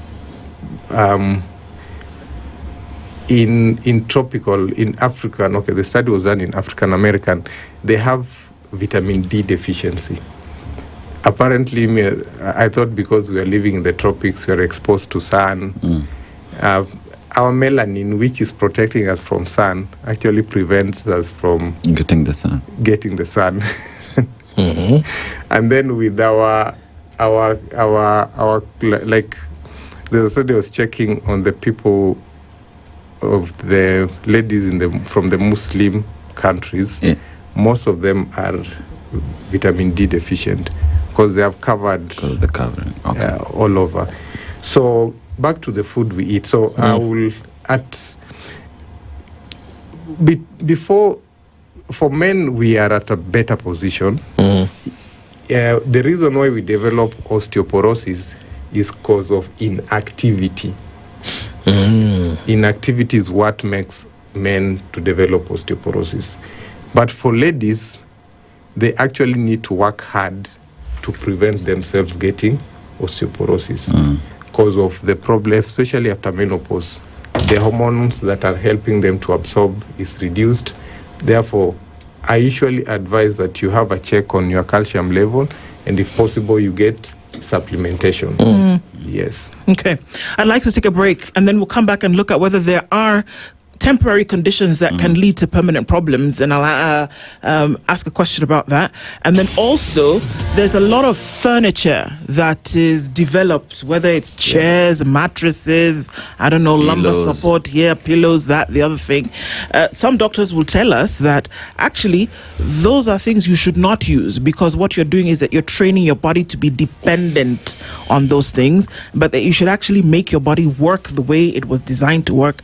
Maybe you'll debunk that for us. We'll come back and continue with this conversation. Our Healthy Friday conversation today is all around the spine and what we can actually do to make life a little bit more comfortable for all of us. Stay with us. This is the Situation Room, the only way to start your day. Traffic.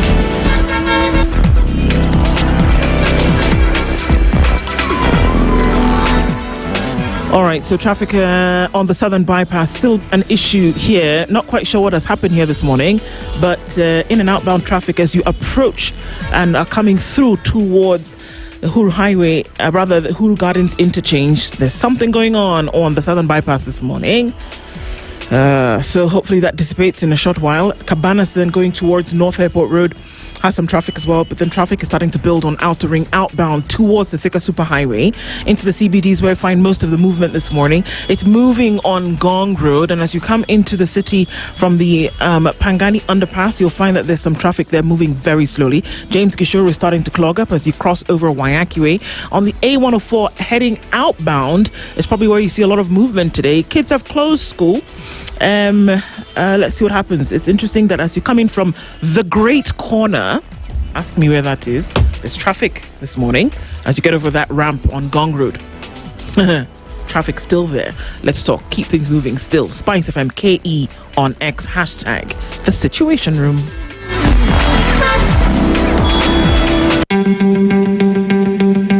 Looking for convenience, variety, and speed all in one place, welcome to Digger Shop, the official e-commerce platform by Standard Group PLC. From the latest electronics and fashion must-haves to home essentials and unique Kenyan crafts, we've got it all. And guess what? Enjoy countrywide delivery within 48 hours straight to your doorstep.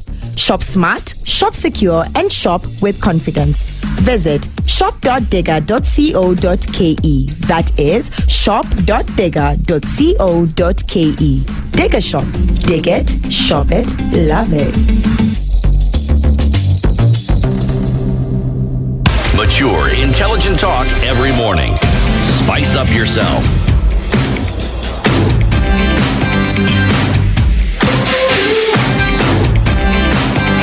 Mornings done right. 94.4 Spice FM, Nairobi. Our conversations continue this morning on a Healthy Friday with Dr. Gerald Wasena, and we're looking at issues around orthopedic health and helping Kenyans overcome spine conditions.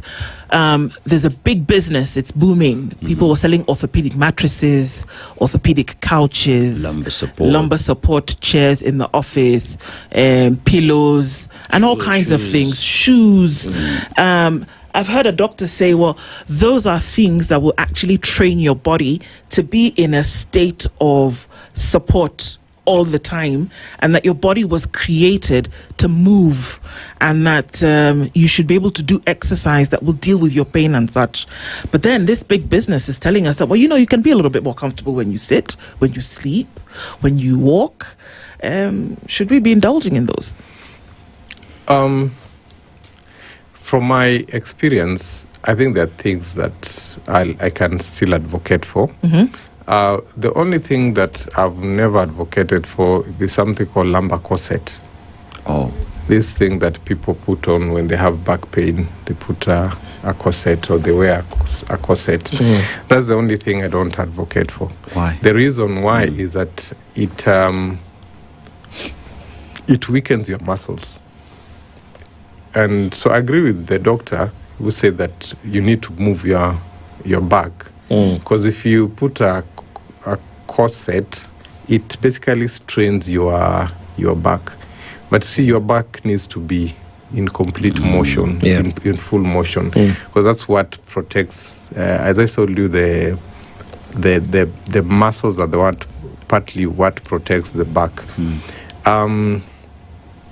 And for example, when you look in the office, if you are sitting for long hours, and you put a lumbar support to create that curve, it basically pushes your back to the right posture, and it prevents you from slouching forward.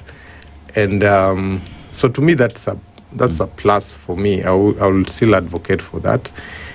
Orthopedic mattress is here and there. So is orthopedic mattress okay? Well, what is the non-orthopedic mattress?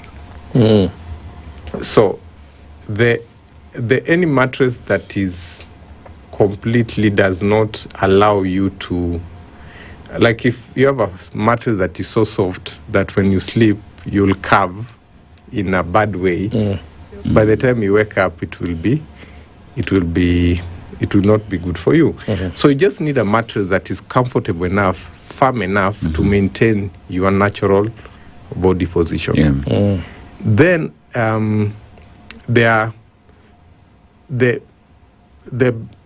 they say the best way of sleeping is to sleep on the when you're facing either right or left, a small pillow, and sometimes they even say that you can put a pillow in between your legs. But from my small experience, I've realized not everybody does that. There's a time I told a patient, no, go sleep this way. Then she came with a lot of pain because she prefers sleeping facing down. So I think, I don't think there's a hard scientific evidence that do this. You sleep the way that makes you comfortable.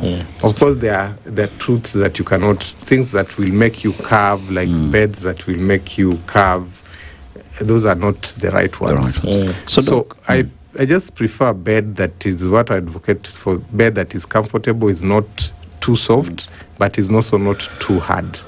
Yeah. Yes. So one would complain about having back issues, especially lower back. And usually the next course of action one would say is perhaps I need to go for a spa date. I need to go see a masseuse. Or I need to call my daughter, my son to jump on my back so that everything aligns, And with that, over time, it's been shown that in one way or the other, one tends to worsen the situation. So then what would be the advice to anyone who's complaining of back pain that doesn't seem to be going away on the next course of action instead of taking matters in my own hands? Of course, it's to come and see one of us, an orthopedic surgeon or a doctor. When and again, let me not make it just we condemn that our lifestyle is what is making us to have problems. Yeah. There are also other conditions that tend to make us have back issues. Like I told you, pregnancy. Pregnancy is one of those times that you'll get a backache. There are other conditions like there's even a cancer or for the back.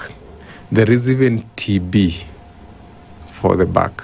Tuberculosis. It's pretty common. TB for the back. So there are.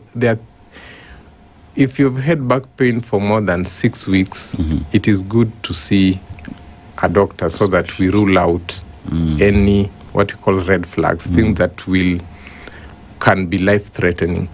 So once we rule that out, then the rest we now say how are we going to do about it. Now, there are things that sometimes, unfortunately, our disc or our condition becomes so bad that you need to go to surgery. I'll give an example of now.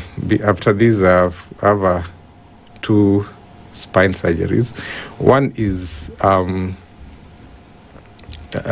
young lady who has a disc prolapse.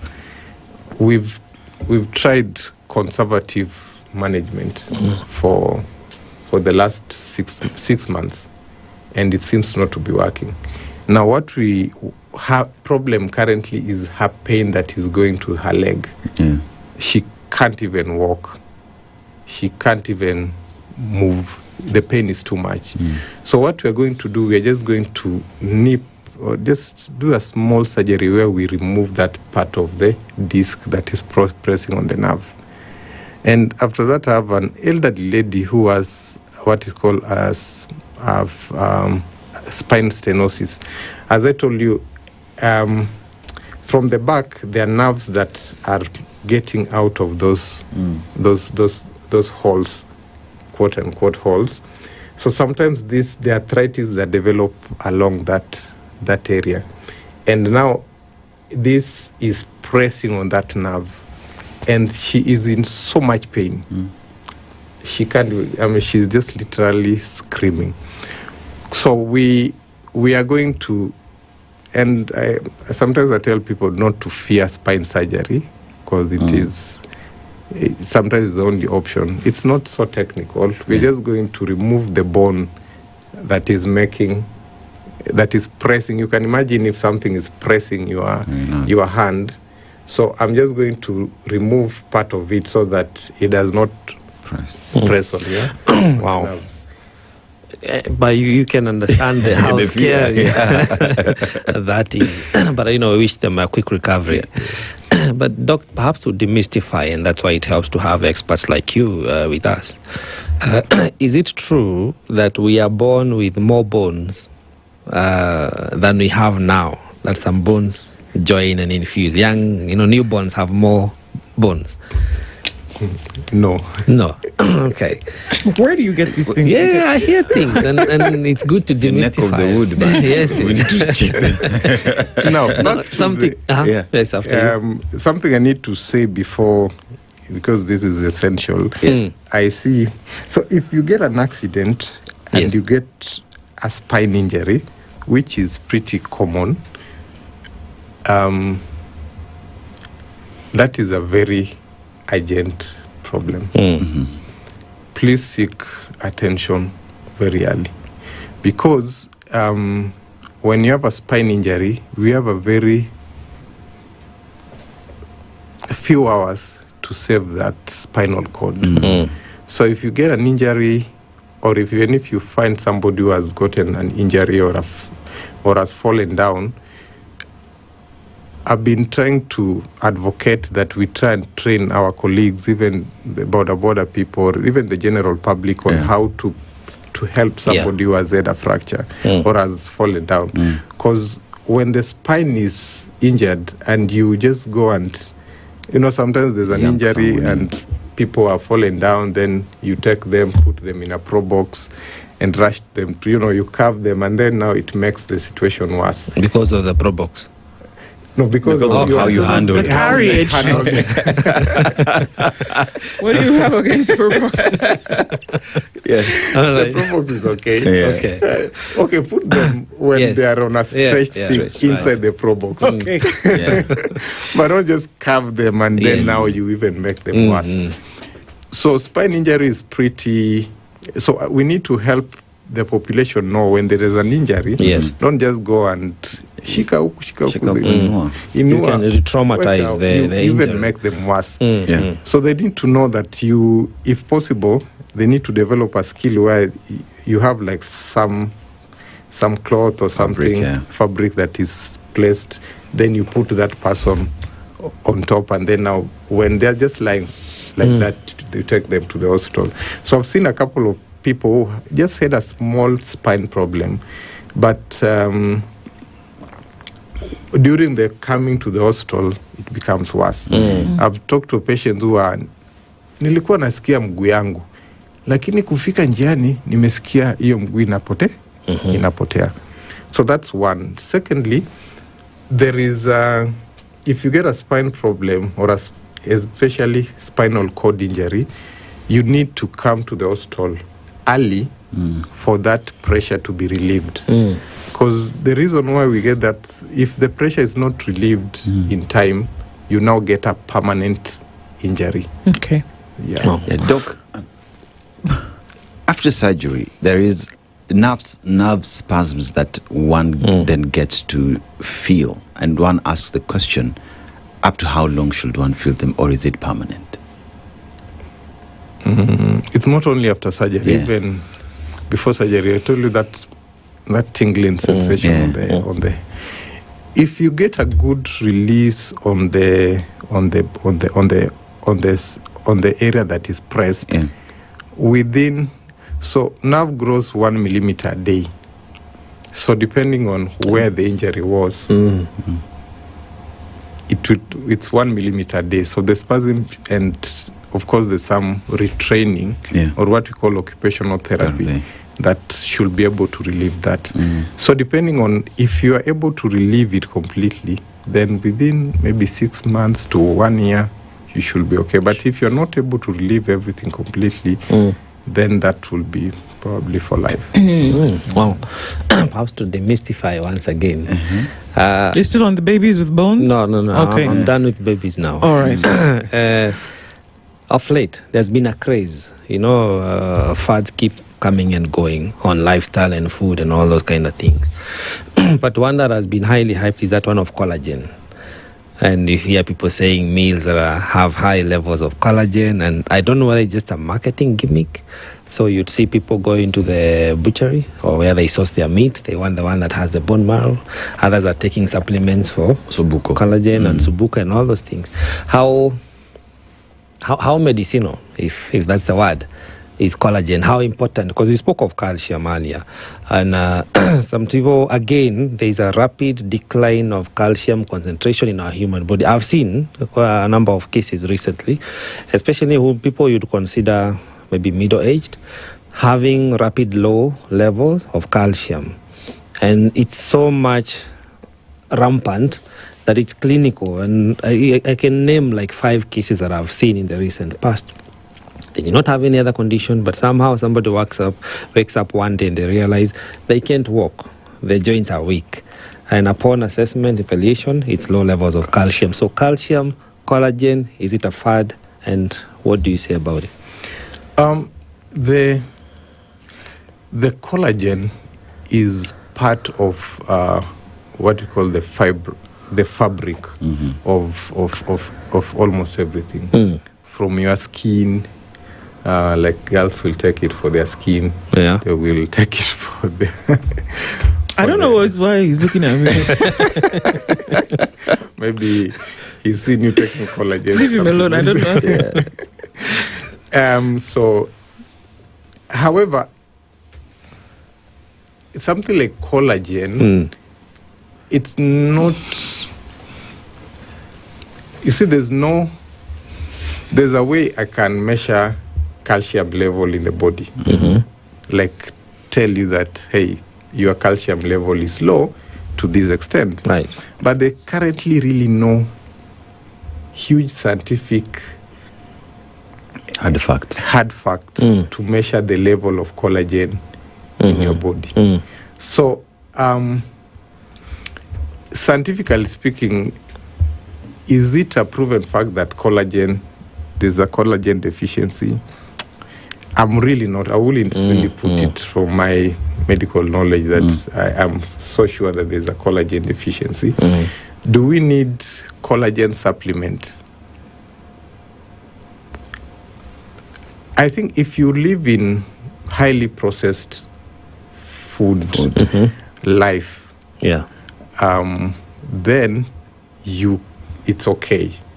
But if you eat non-processed food, I don't think you need to go to that route. The part I wanted to just say is that I tend to think, and I strongly believe, for men population, if you have calcium deficiency, it's probably your food. It's probably you're not taking the right food and lifestyle. Because if you're not active, if you're not, your body will just lose whatever calcium with time. It's for the ladies that, to me, it's a really bit. It is a. Do we call it a pandemic? It's a problem. It's a problem. It's something of concern that they should actively try to manage. Yes. Doctor, go ahead. There's a question that has been asked here. If it's possible for someone who has 4 discs severely prolapsed to undergo a successful surgery, that is Nobleman asking. Yes, So, I mean, again, there are levels of, as I told you, I will try conservative first, but sometimes we are completely unable to, and we'll do surgery. So, for level of disc prolapse, it's possible. I will suggest you go for minimally invasive surgery. You don't. So, we have now the normal back surgery where you go cut and remove and put, and then there's minimally invasive where you just go and nick out the area that is being pressed.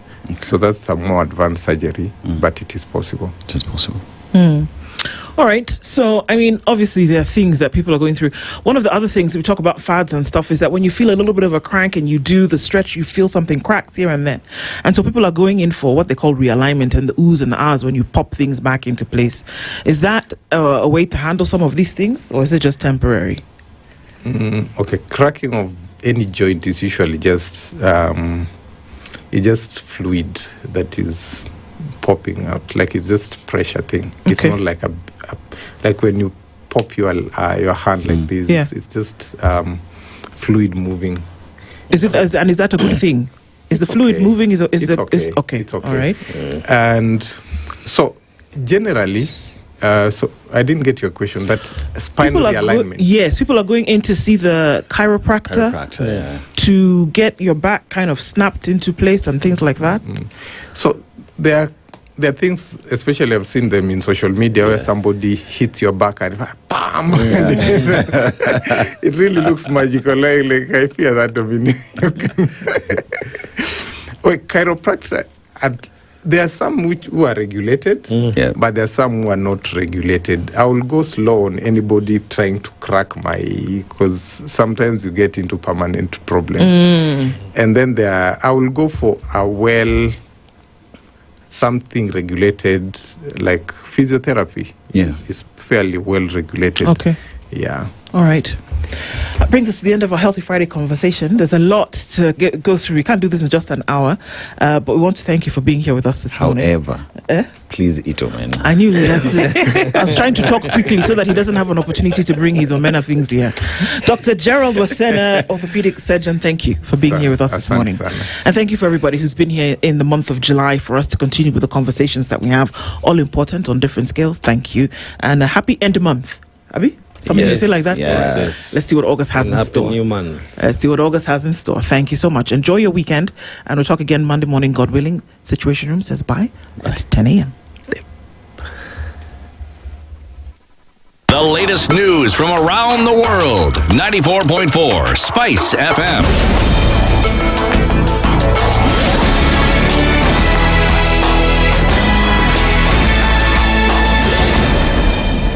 Good morning, this is the news. I'm Sheila Timbur. The KWS has asked the Pest Control Products Board to investigate farms suspected of using cyanide-linked pesticides following the deaths of 15 elephants in the Amboseli ecosystem. KWS Director General Erastus Kanga says the board will lead a multi-agency probe to identify the source of the toxic substance and those responsible. Preliminary investigations indicate that the elephants ingested toxic chemicals believed to have come from pesticides used on nearby tomato farms. Laboratory tests found evidence consistent with cyanide poisoning, while further analysis is ongoing. Investigators are also testing water and environmental samples to determine the source of contamination. KWS has intensified surveillance across the Amboseli ecosystem to monitor elephant health and detect any new